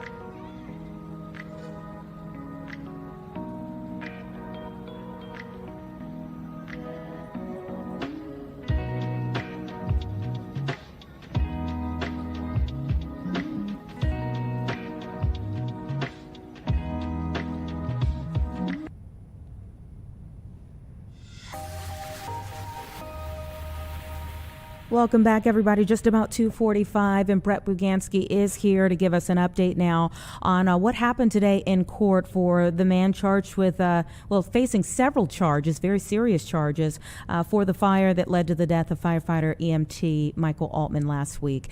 Thank you, Brett, for taking some time for us. What's going on? So this hearing concluded about 2 hours ago. The judge ruled no bond for Chavez Slate. Some people were calling him Sheaves. He corrected the judge earlier because he was kind of hard to hear in court. He was, and the judge said, "All right, let's try this again. Are you here?" And he says, "My name is Chavez Slate." So We found out in court in the days in the night before the fire, Slate was arguing with his former roommates and some friends. What the substance of that conversation was, we don't know, but they had asked him to leave multiple times. The first one was on March 2nd, and then there were other times before that, and then it was on March 15th, that very night. He was going in and out of the apartment. He had been asked to leave multiple times. He was apparently trespassing. They had called police on him a few times, and then words were exchanged, and at some point, he allegedly told them, "You're going to pay for this." And he ended up leaving. There's reportedly video of him on Ring doorbell camera and other surveillance video where he's going in and out of the apartment. But in the early morning hours of March 16th, which was the day of the fire, Slate allegedly broke in again through the apartment building through a basement window and was staying in the laundry room, boiler room area on a mattress. And at some point late last Monday, in the late morning hours, he was reportedly suicidal. He was depressed, and he ended up taking a lighter and lighting the mattress on fire. And he was watching it allegedly burn. And at some point, in order to try to make the smoke not be so apparent, he ended up taking a door from that area and blocking the entrance to the room where that fire was happening. At some point, it got so big, he ended up leaving the apartment building. He reportedly didn't call 911, didn't tell his former roommates and friends about the fire, and then he ended up getting on a bus at Clark Street and then took the red line downtown to the Harold Washington Library, which is right over there on Straight Street, and he allegedly changed clothes, and he apparently had orange hair at the time. He then tried to dye his hair brown. Wow. And just looking at him in court today, he was successful in doing that because his hair is now brown. But it was that fire because of the door blocking the area, because of the mattress being on fire, and because it was so close because he had it lined up. It was touching the roof, which was touching the first floor. And when that fire was going on, Chicago firefighter Michael Altman was fighting it on the first floor. The fire got so big, the floor ended up collapsing. Michael Altman fell into the fire, and he had burns on 90% of his body. Unfortunately, as we've been reported, he died the very next day. And this is the same week that we have his visitation and his funeral arrangements.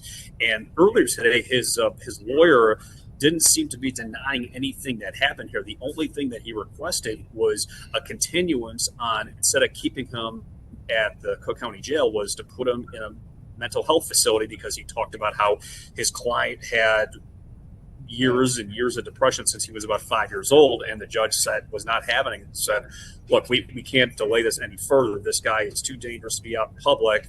I'm issuing no bond at this time.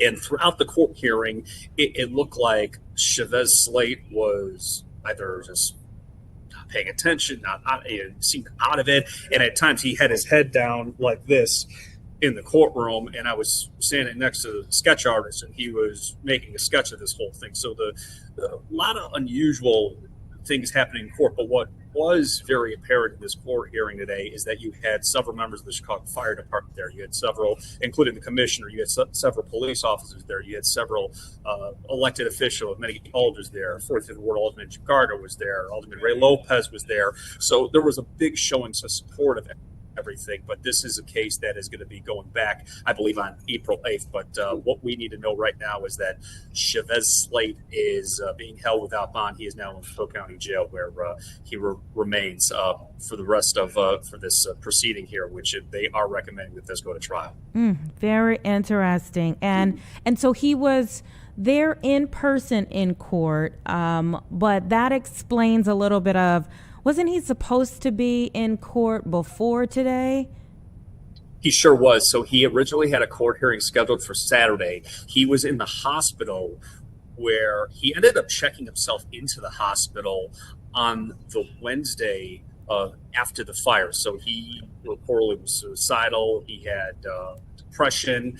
And at that same hospital, which is located off of Broadway and Irving Park Road, somebody had spotted him there. They took him in. And the reason they were able to take him in, and we found this out before, is that he had prior arrests. He had 3 different arrests, which we reported on Friday evening, some for retail theft, methamphetamine possession. But in every single one of those instances, he hadn't shown up for court. So they were originally arresting him for failing to appear. And in some of those cases, he was on court supervision. And one of the conditions of the court supervision was to not show back up to the store that he was allegedly stealing things in, but it was also to show back up to court if he had a court hearing. In all of these cases that we found out today in court, he not only violated the conditions of not showing up to the store, he didn't show up to court. So that's why he had warrants for his arrest. The other thing that they talked about is that the judge even was pretty bold in saying that his criminal behavior is escalating. Slate was reportedly homeless and was living in tents for some definite periods of time. When we found out in that building where he allegedly set fire to the building, he was a tenant there, but he hadn't lived there for about 9 months. But he had admitted to Chicago police officers and to people questioning him in this case that he had set fire to 2 tents that he was residing in some Chicago parks.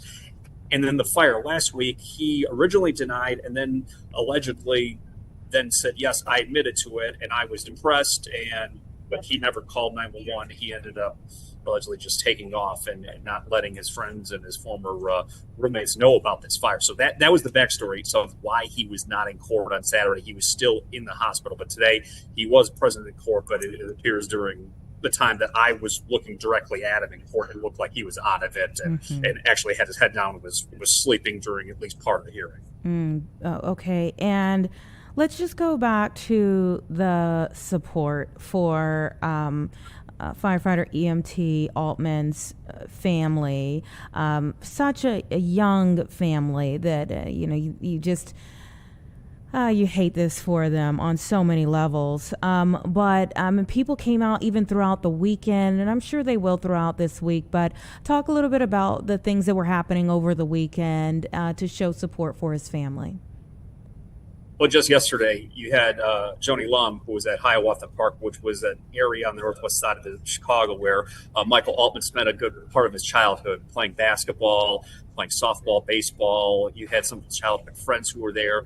And at Hiawatha Park yesterday, most people were wearing red in support of Michael Altman and his family, but they also tied red ribbons around many of the trees of Hiawatha Park where he spent a lot of his childhood. And what they wanted to do is create a video for the Altman family to show them how much they support them. Then you also had the Art Foundation raising, I believe it's up to $600,000 right now for this family. Barstool Sports also selling T-shirts and sweatshirts that said that had the Chicago Fire Department seal, where all the proceeds are going to the Altman family. But this is a man who has a young son at home. His wife is due with their second child in a couple of weeks, and you have these children who are never going to know their father. And that's what's so sad about this, and knowing this new information that we found out in court today about how Chavez Slade is accused of intentionally setting it on fire because of some sort of argument or fight with his previous roommates and friends. And for many people in court today, they just felt as if this could have been avoided. And you have firefighters who are putting their lives on the line every single day in the line of duty. It's something like this. It's awful when it happens, but when you hear the details about this particular case, it's very unsettling for the people involved in this, all the Chicago firefighters, the family of the Altmans. This is just not sitting well for anyone, knowing this new information that we found out today. Yeah, because you certainly feel like it could have been avoided. It did not need to end in the firefighter's death there.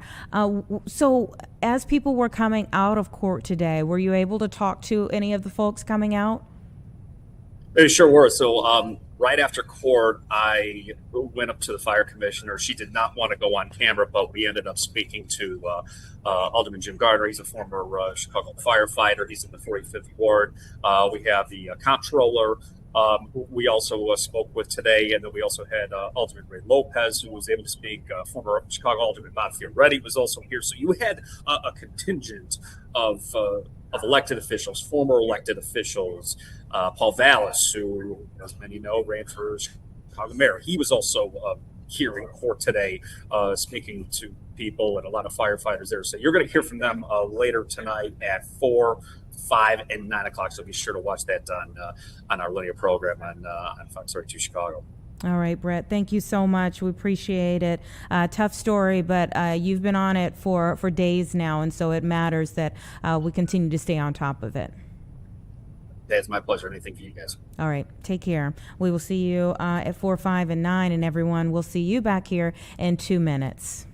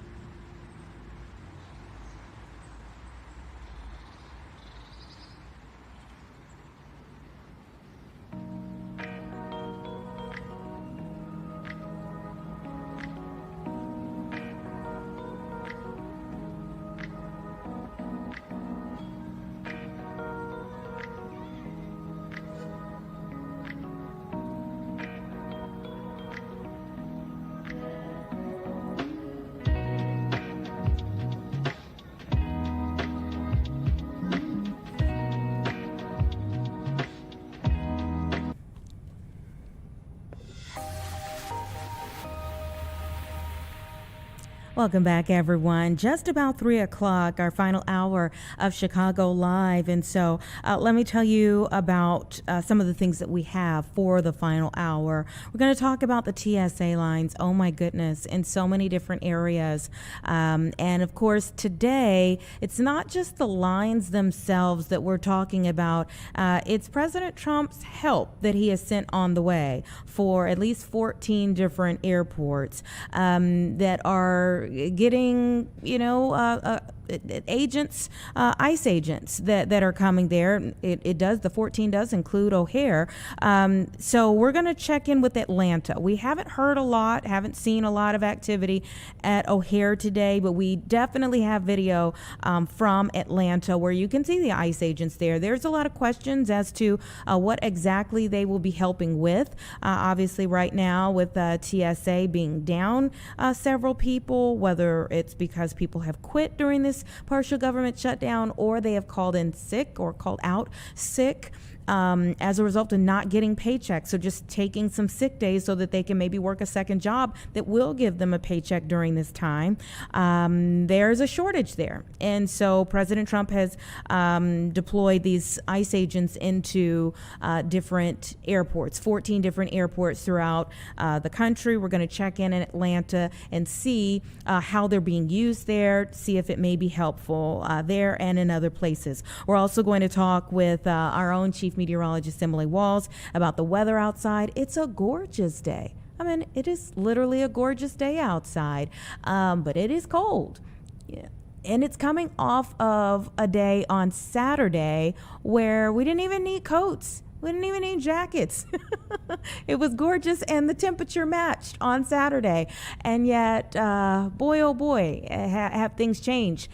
Sunday, the wind, and then today, the wind started to die down, but the chill in the air remains. And so we're going to talk to her a little bit about where we go from here. We're also going to be talking about great America, making 50 years. And so we'll talk a little bit about the history there and what we can expect from their celebration of 50 years. So much has changed in that time frame. But of course, when you hit an anniversary as special as that, you have to have some things in the works to really mark the special occasion. And so we're going to be talking about what they're doing to celebrate 5 decades in business. That says so much, about the memories that have been made there over the last 5 decades. But first, really starting with a heartwarming conversation here about a young man in Aurora. He is Gen Z, so I am correct to call him a young man, who is just doing wonderful things. He is a nonprofit therapist, a licensed social worker, and he's taken things to the next level in terms of meeting the needs of his clients and so many others. So I would like to welcome Quentin Ingram to the show. Thank you so much for your time today. Hello, thanks for having me. Absolutely. Tell me a little bit about your on-site pantry hub. Yeah, for sure. So basically, probably over a year ago, I had an idea to kind of have like some type of resource center for where we can have our clients and community be able to get resources as far as sheltering, things like clothes, food. We have toys now and stuff. So it kind of started as like a small project, and we expanded it to a whole big thing. And so with the staff here at Family Counseling Service, we were able to facilitate that, and we were able to collaborate, and it's expanded to a whole thing. Now we got a lot of donations and stuff coming in. We've been helping clients out. How do you see that as a part of the whole in terms of treating patients? As far as that, for mental health needs, clients kind of need the basics in the first place. So as far as shelter, with food and clothes and stuff like that, sometimes those are barriers, financial barriers, especially in today's economy and stuff. So, to even get to clients being served for mental health issues or difficulties, some of these barriers have been a factor. So being able to help clients access those has put us in the place to maybe even keep clients coming and being engaged in therapy. Yeah. And what does it mean to you to see so many others in the community recognizing what you're doing and saying, oh, let me help out too. Let me step in and help you build. Yeah, it's been awesome. I had a lot of colleagues and coworkers just messaging me, letting me know like, oh, can I bring this? All different types of donations, food items, all kind of clothes and stuff. We have like an extra storage room for extra stuff. So it's been great. It's been really cool. It's kind of taken off faster than I anticipated. So managing that is actually exciting. It's really nice. It feels good. Yeah, and you are Aurora through and through. Graduated from East Aurora High School. You went to Waubonsie Community College and Aurora University. You have really taken in the community in multiple ways, from multiple aspects of your life, giving back to the community in the ways that you are now. Did you ever see that when you were a kid growing up there?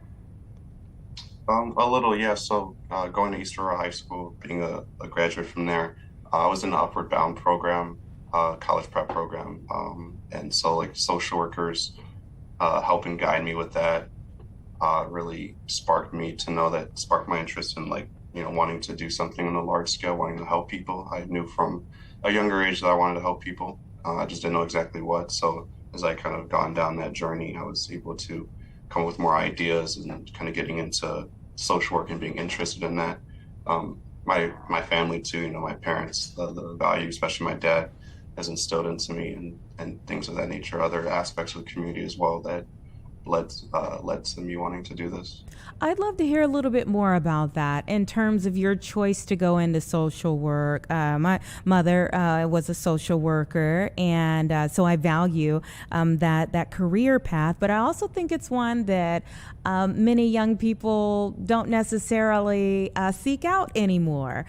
So when you were thinking like, I want to do something to help people, trying to figure out what that is. I mean, what were your friends saying when you were thinking about going into social work?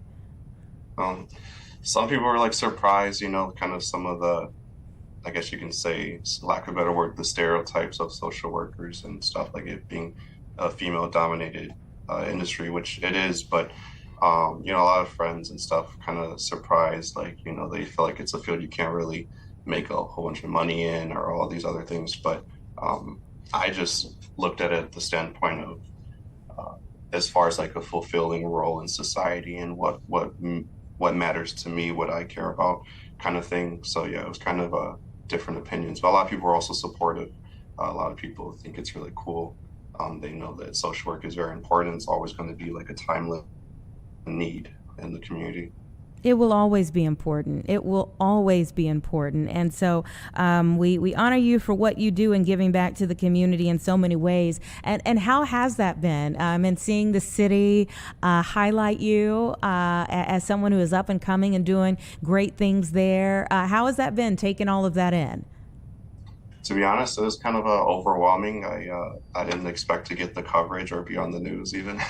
But yeah, overall, it's just really been exciting and heartwarming. I'm kind of opening up a bit to it now and embracing it. And I feel like this is what's necessary to even try to expand any of these incentives and to really get more exposure and even kind of give family counseling service the acknowledgement it should have in the community, because a lot of people don't know about us. And, we're one of the, I feel like, best behavioral health centers in Aurora. And, we got a lot of people do know us, but, we could probably have more attention, and so yeah, it feels very exciting though, overall. Yeah, that's the value of having a multi-generational workspace, is that you're bringing in something that puts them in an arena that maybe they haven't been before, and before eyes that maybe they haven't been before. So tell me this, I mean, when you do think of what more you can do with this thing that is taking off right now, what are some of your ideas? I don't have anything specific right now, just somehow expanding this project, expanding, potential community outreach, other ways of really helping the community and serving the community. I don't have specifics, but I do know that I want to expand it even beyond what it already is. I already exceeded my expectations with this. I didn't know I was going to be able to grow into this. Thankful to the staff that's helped expand into what it is. So yeah, not exactly sure, but definitely have some ideas coming up soon, maybe. Yeah. Do you see an increasing need in the community? Absolutely. Yeah, I feel like especially with stuff kind of going on with governmental stuff and politics and all that, I feel like with finances or just access to certain things, we could do a lot better as far as like more broader levels of resources and things. I feel like we're a bit underserved when it comes to that for the community. We could expand organizations and ideas such as this and exposure of it. You know, a lot of people don't even know about stuff like this exists. So, yeah. Well, we are just so proud of you for all you've done, even at 26 years old. And we know that you're going to go on to do even more great things. Thank you for what you've already done for so many people in the community. Please never lose sight of just how important what you're doing is. Absolutely. Thank you again. And thank you for having me. Absolutely. You take care. Thank you. You too. It's 3:10, everyone. It's great to see that. You know, we talk so often about like Gen Z and, you know, influencers and all of these things. But he is so right that, I mean, social work, that's something that will always be needed, something that's never going out. And so I am... my heart is filled to hear a young person talk about doing great things as a social worker and figuring out new ways of making it even greater. I mean, that's the aspect of like taking something that's been there and then using the Gen Z aspect of it and bringing something new to the table. I love it. It's 3:11. Let's get in a quick 2-minute break, and then we're going to talk about great things happening at Great America.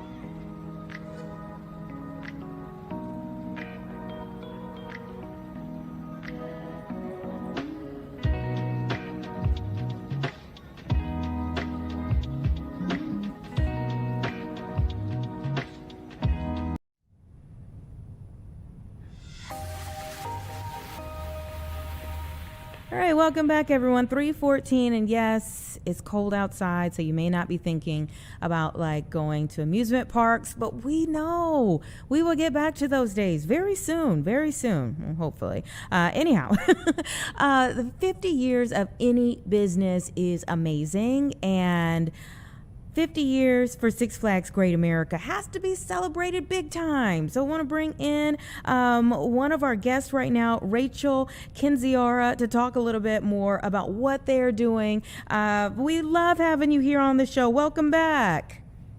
Thanks for having me. I'm so excited to be here. Absolutely. All right, let's first and foremost, what does it mean to you that Six Flags Great America has lasted 50 years? Oh my goodness. I mean, it's incredible.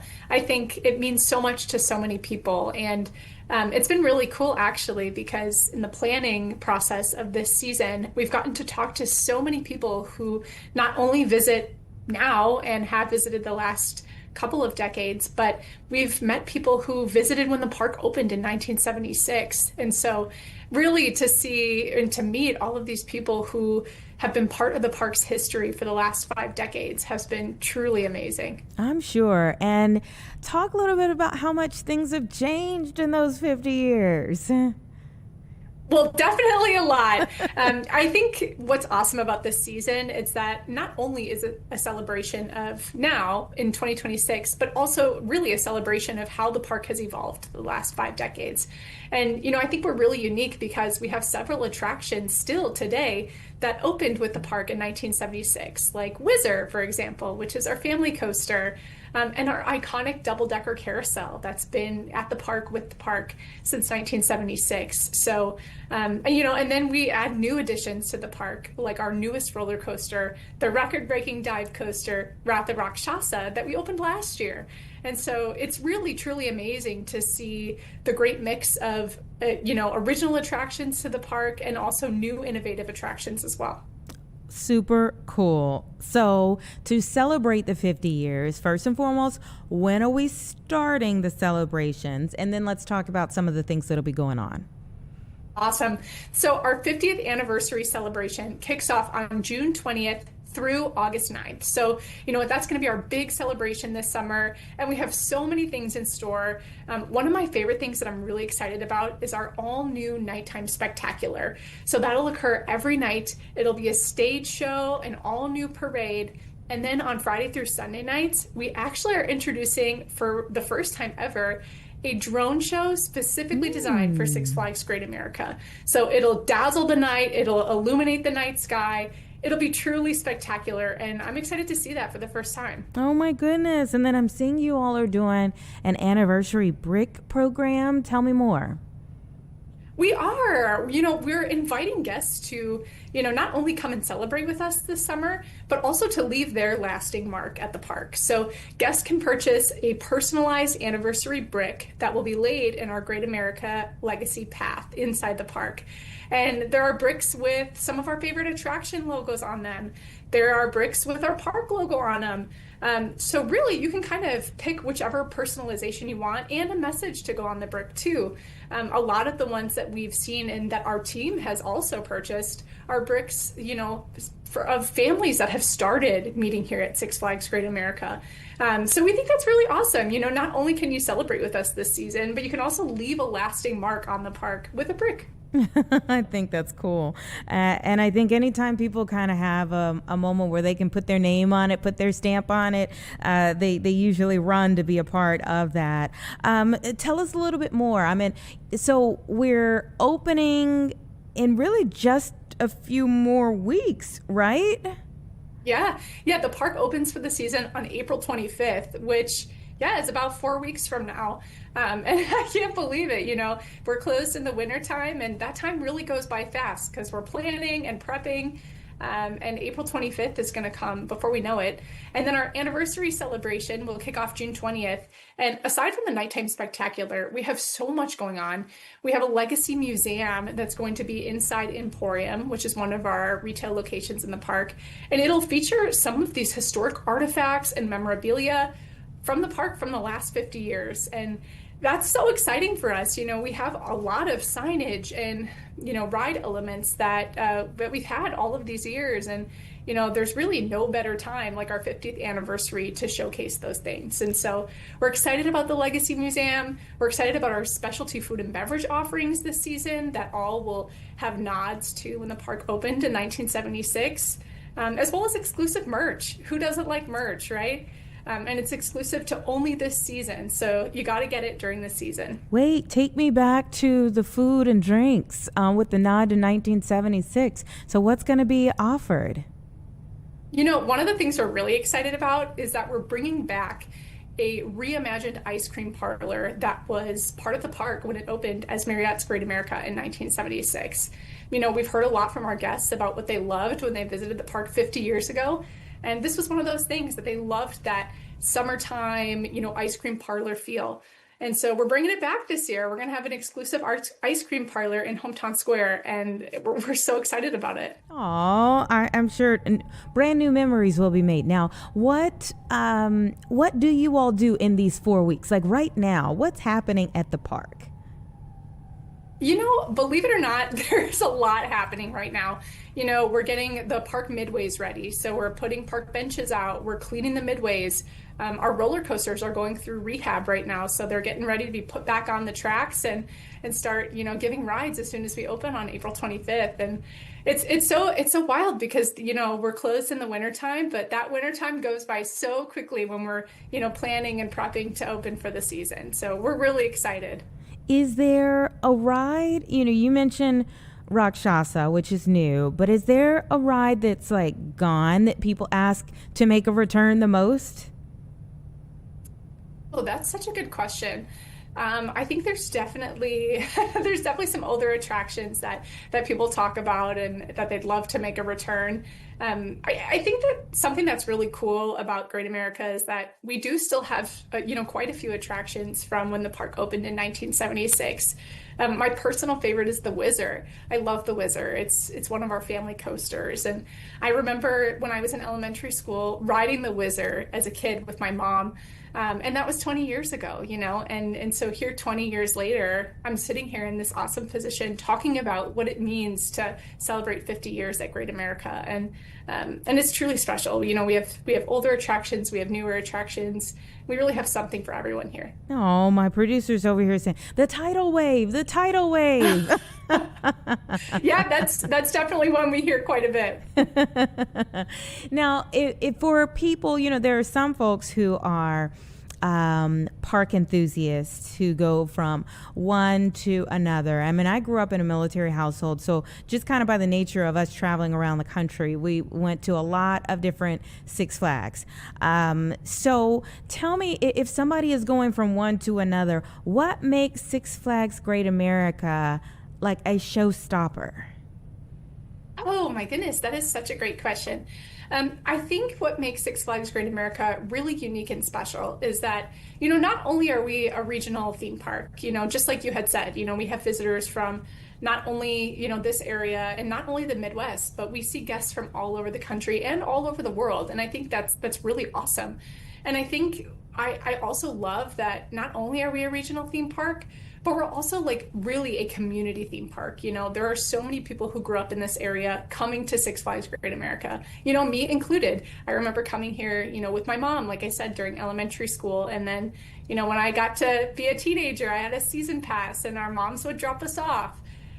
So I think it's really special that not only are we that regional theme park, but we're also that like community-based, you know, people's hometown theme park, and I think that's really special. Mm-hmm. It really is. All right, so the anniversary celebrations will be taking place through from June 20th through August 9th, and then what happens after that? You know, typically after August, you know, summer starts to wind down and we get into our fall season. So I think, you know, right now we're really excited about what our 50th anniversary celebration entails. And then after that, you know, what the fall season means is, you know, fall leaves, a little bit chillier weather, and, you know, events like Fright Fest that we're excited about.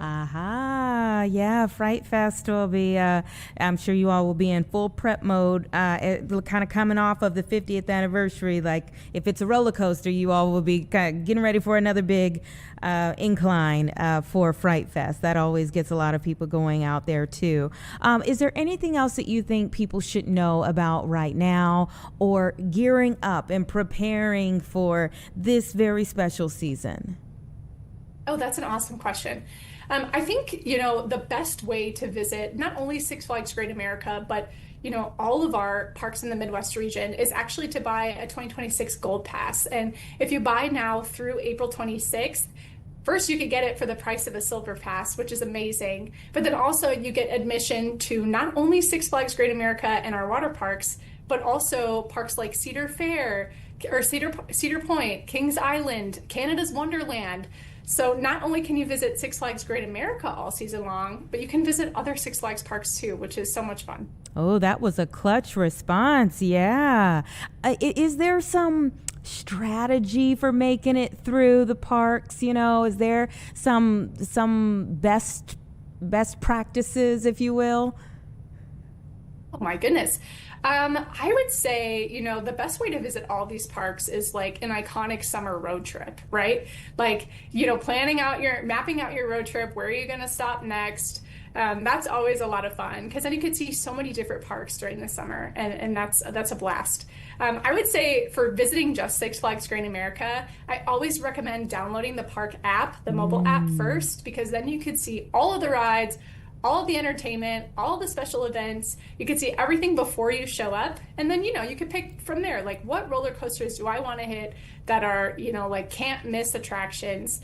And so that way you kind of have your day planned out ahead of time, Yeah.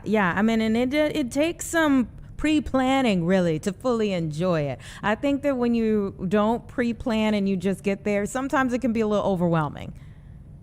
Totally. And, there's so much to do. And it's funny because we always say, when you come inside of the park, inside Six Flags Great America, you're greeted by our iconic double-decker carousel. And we always say you can either choose to go to the right of the carousel or the left. And whichever choice you make kind of dictates like what are your first rides of the day. And so that's a hard choice to make sometimes. Yeah. the first of many hard choices throughout the day. And the choices where it can split the family too. So we wanted to know before I let you go, if you were getting, if you were trying to make the hard choice of where to start the day, where would you start? What ride would you start with? Oh, that's a great question. I think that, when I come into the park, I think I tend to lean towards the right of the carousel because, one of the first major attractions you're going to see is Max Force, which is our launch coaster. And so, that's a big one to start with. But then right after Max Force is like one of my favorite attractions, which is the Wizard. And so you kind of go from like a really high thrill, high adrenaline roller coaster to, the more like classic thrill, like it doesn't go upside down. It's just like straight fun. And so I think I would tend to lean that way.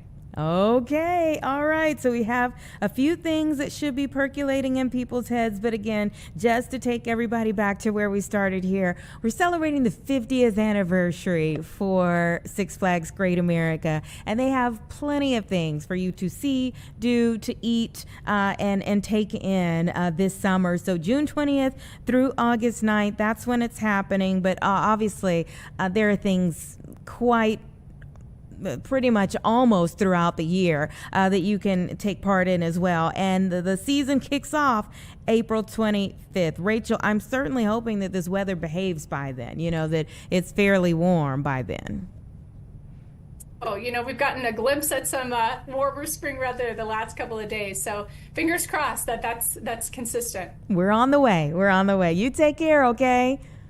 Thank you. Have a great day. Right. You have a great one as well. Everybody give us 2 minutes. We'll be right back. Hopefully we're going to get more information about this weather outside with our chief meteorologist very soon.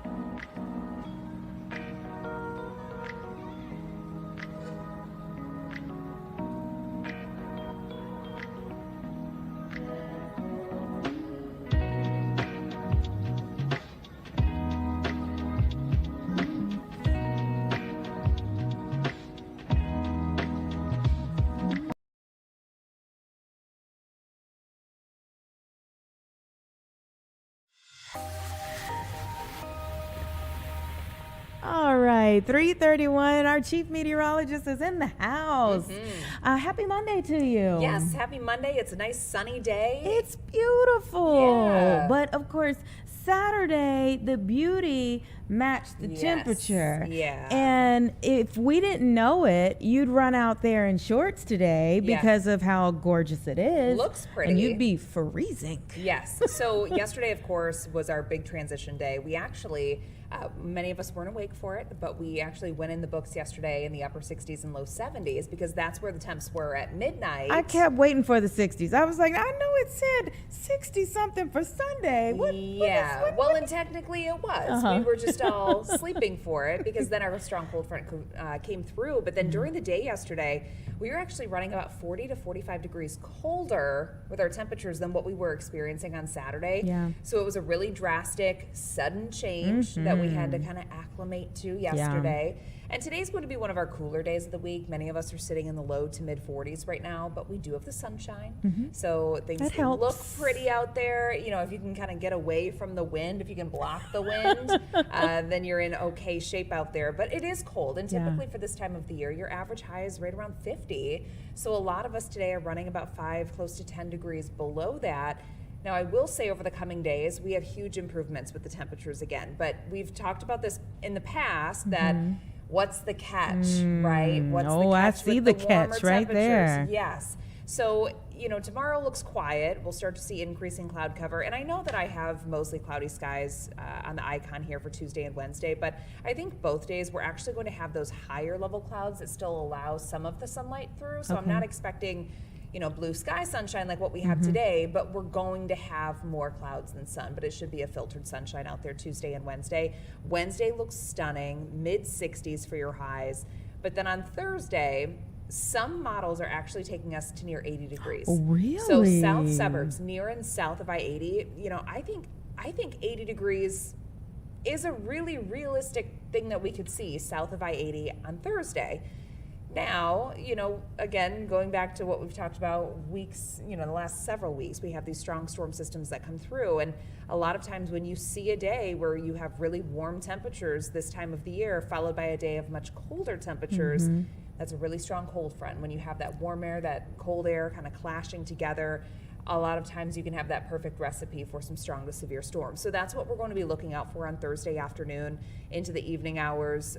The Storm Prediction Center already has parts of our area highlighted in a 15% risk for severe storms on Thursday. Now, what does this severe storm look like in this scenario? So in this scenario, it looks like it's more of a damaging wind risk, a hail risk. You know, being this far out, 2 or 3 days, it is a little more difficult to say whether or not it looks like a tornadic event. So that's something that we're really going to have to monitor in the coming days, but there's at least enough instability that looks like it's going to be present over at least parts of the Chicagoland area.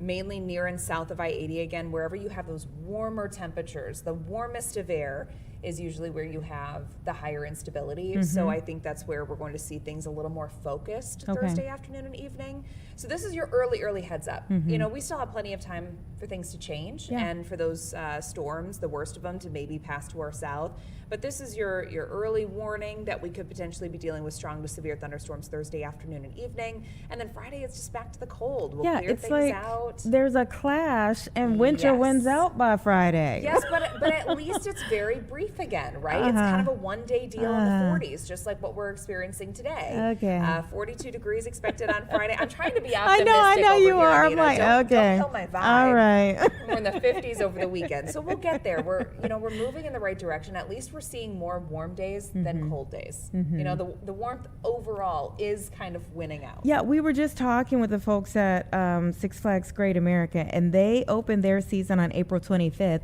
Thursday, can we pull the 7-day back up?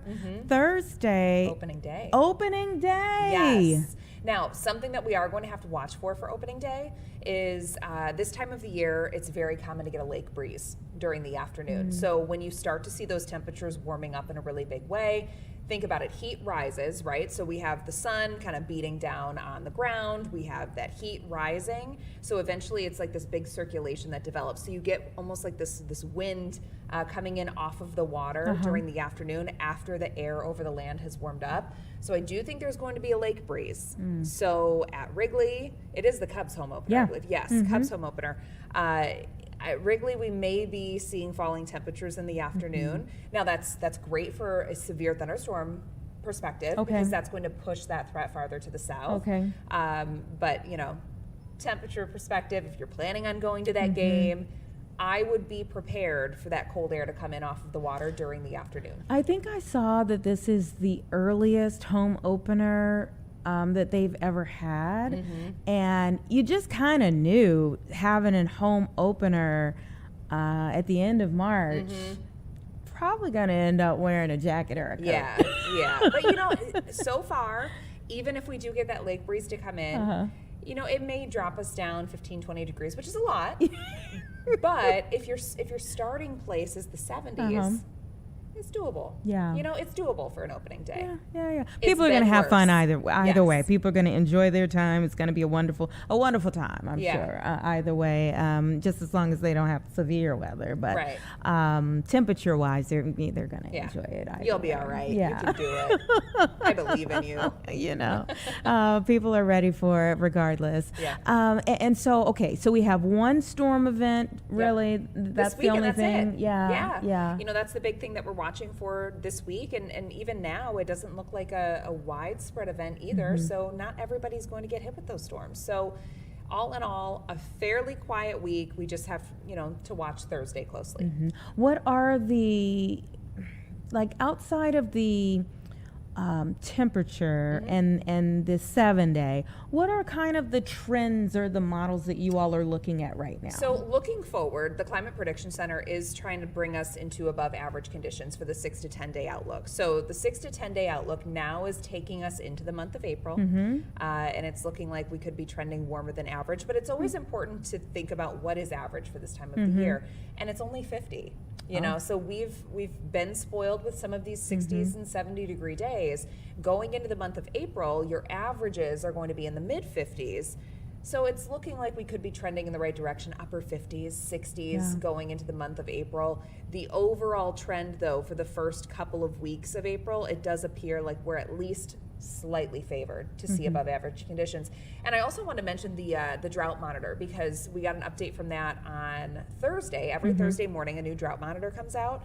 And I've been watching that closely, because if you think back to about 2 weeks ago, we had a lot of stormy activity coming through. We had a lot of water in the form of both rain and snow that came through, and it actually made a really big difference. So if you compare the percentage of normal rainfall over the past 30 days, our region is actually running 150 to 250% higher than usual. Wow. So we have had a lot of precipitation events coming through, a lot of heavy downpours that have come through.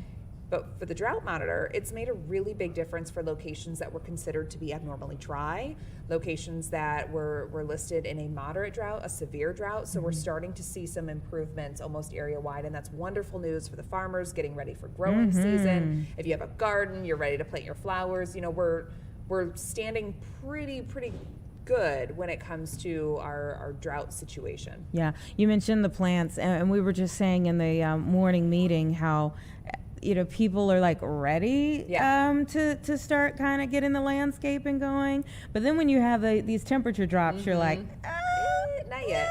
No, not quite there yet. Yeah, I've started to see, I believe there are tulips coming up. Just like the little, but they're like this tall, little green. It could be daffodils. I don't know. I'm not very good at this.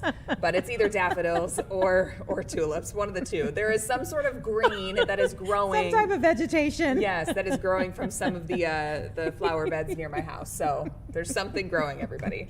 At least they're having the sunlight to be able to grow and a little bit of rain to be able to grow. We'll see, what is it, April showers? If we have April showers that bring more May flowers, we'll see. Yeah, I'm just ready for sun and 80s though, so let's just get there, everybody. Man, I meant just get us on our way. Get us on our way. You know what? I even thought about like the runners yesterday. Out for the Shamrock Shuffle, and I love chilly weather to run in, but the wind?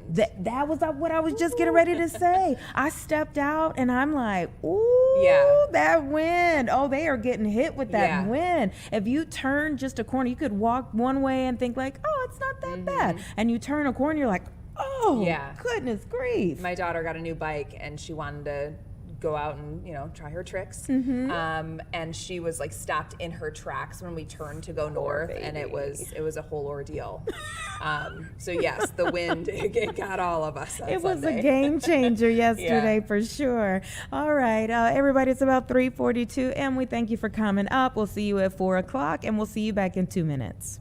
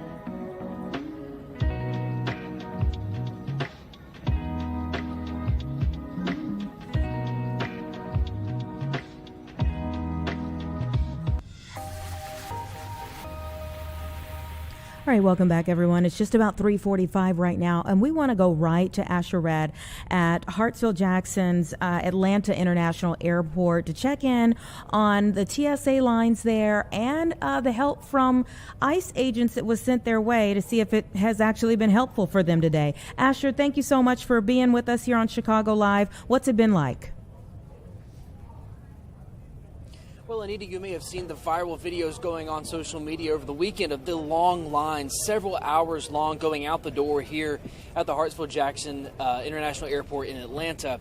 Those lines have since settled down just as of a few hours ago. But even today, in peak hours, we were seeing lines that were 45 minutes, an hour and a half long.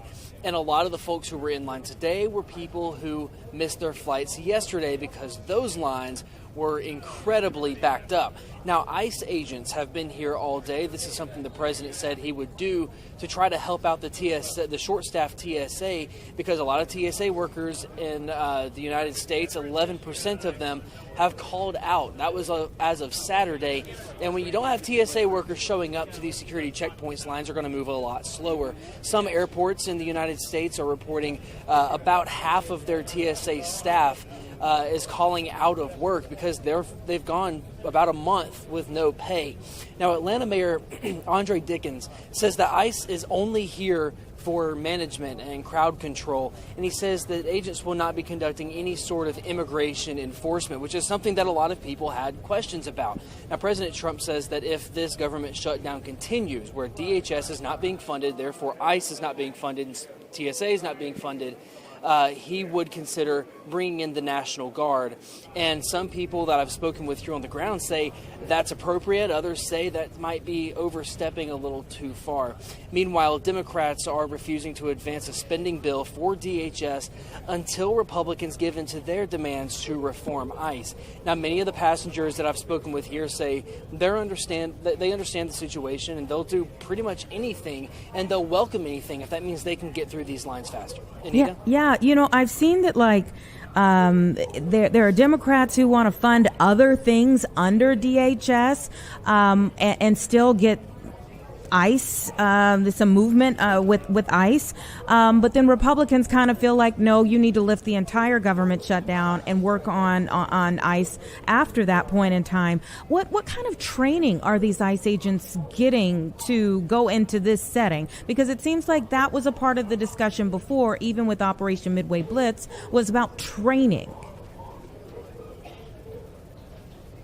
Yeah, and that was a big question mark for a lot of people who came to the airport today and saw ICE ERO officers here. Now, ERO is the division of ICE that actually conducts the immigration enforcement raids, and they're here today in their Kevlar vests, and they have everything they would usually wear during an immigration bust, but they don't have the mask on. And President Trump even came out and said he doesn't think that it's appropriate for them to be wearing a mask in an airport setting. And you talked about the training, and that was enough of a question that now some protesters are showing up here in about 5 minutes in the South Terminal here at the Atlanta International Airport to protest ICE even being here in the first place. So here in the next 12 minutes or so, we could be doing live shots with a background of protests behind us. Oh, very interesting.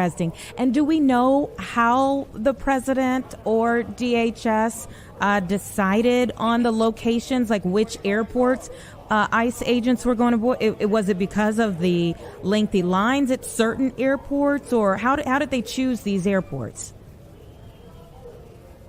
Most of the airports that were chosen were the ones that had the longest lines. So we were seeing ICE agents in places like Newark and, of course, right here in Atlanta. And, going on social media, you could see just over the weekend, the lines at those two airports were incredibly long. And I spoke with one lady here today who also says that, the ICE agents haven't really been doing much for the lines. They've been kind of standing around talking to one another. But I've also seen ICE agents out there, directing people, come this way, instead of 2 lines, let's make 3 lines or 4 lines. And also some immigration agents directing traffic outside to help that flow of people who are.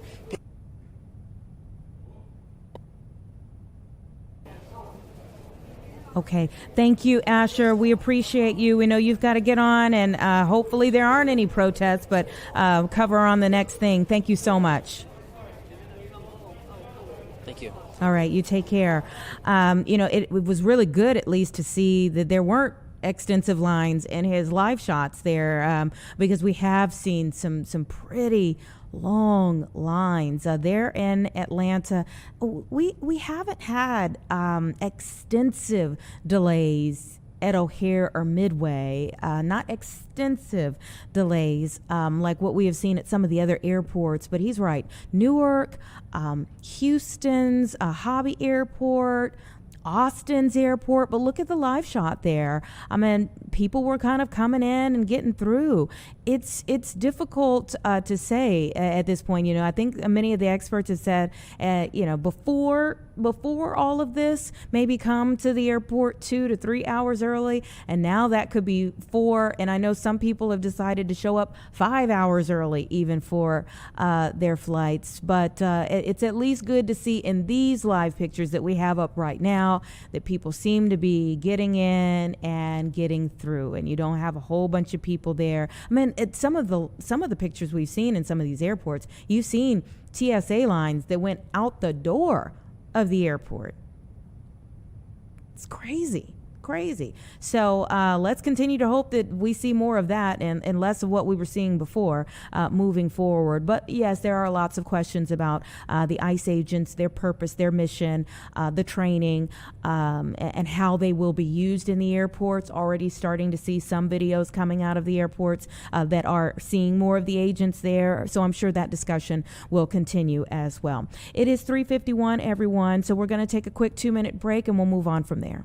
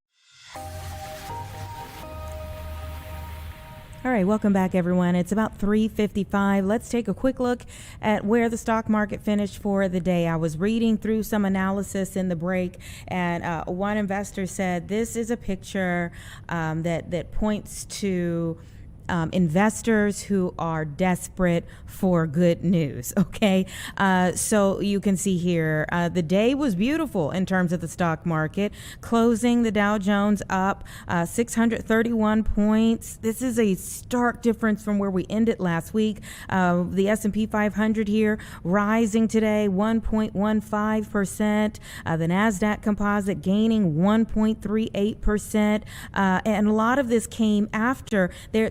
when we started the day, there was an indication that these markets were about to plummet.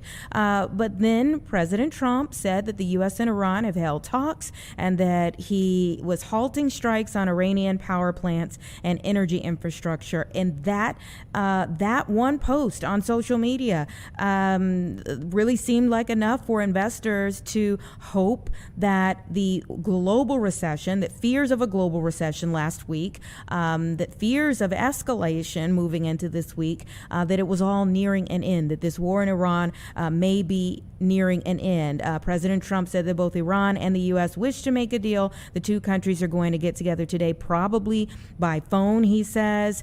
And again, I mean, before all of this, we were looking at quite the opposite. The Dow and the NASDAQ were threatening to fall into what is called correction territory. Investors are saying that it was getting ready to go into correction territory. But this is a sign that good news spreads fast, and it helped the market quite a bit today. So we're in good territory for the day, closed in good territory for the day, and hope to see more of that moving forward. Let's take another 2-minute break, and then we'll be back to close out the show.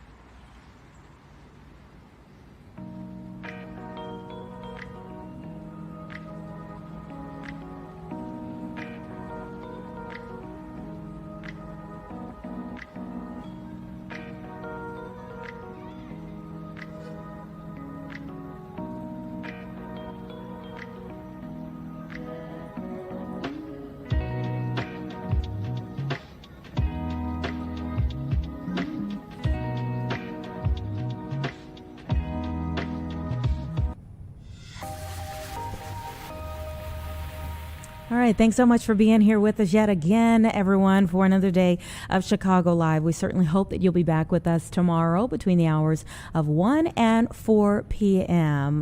We're going to send you to the 4 o'clock news right after this. They're about 8 seconds away.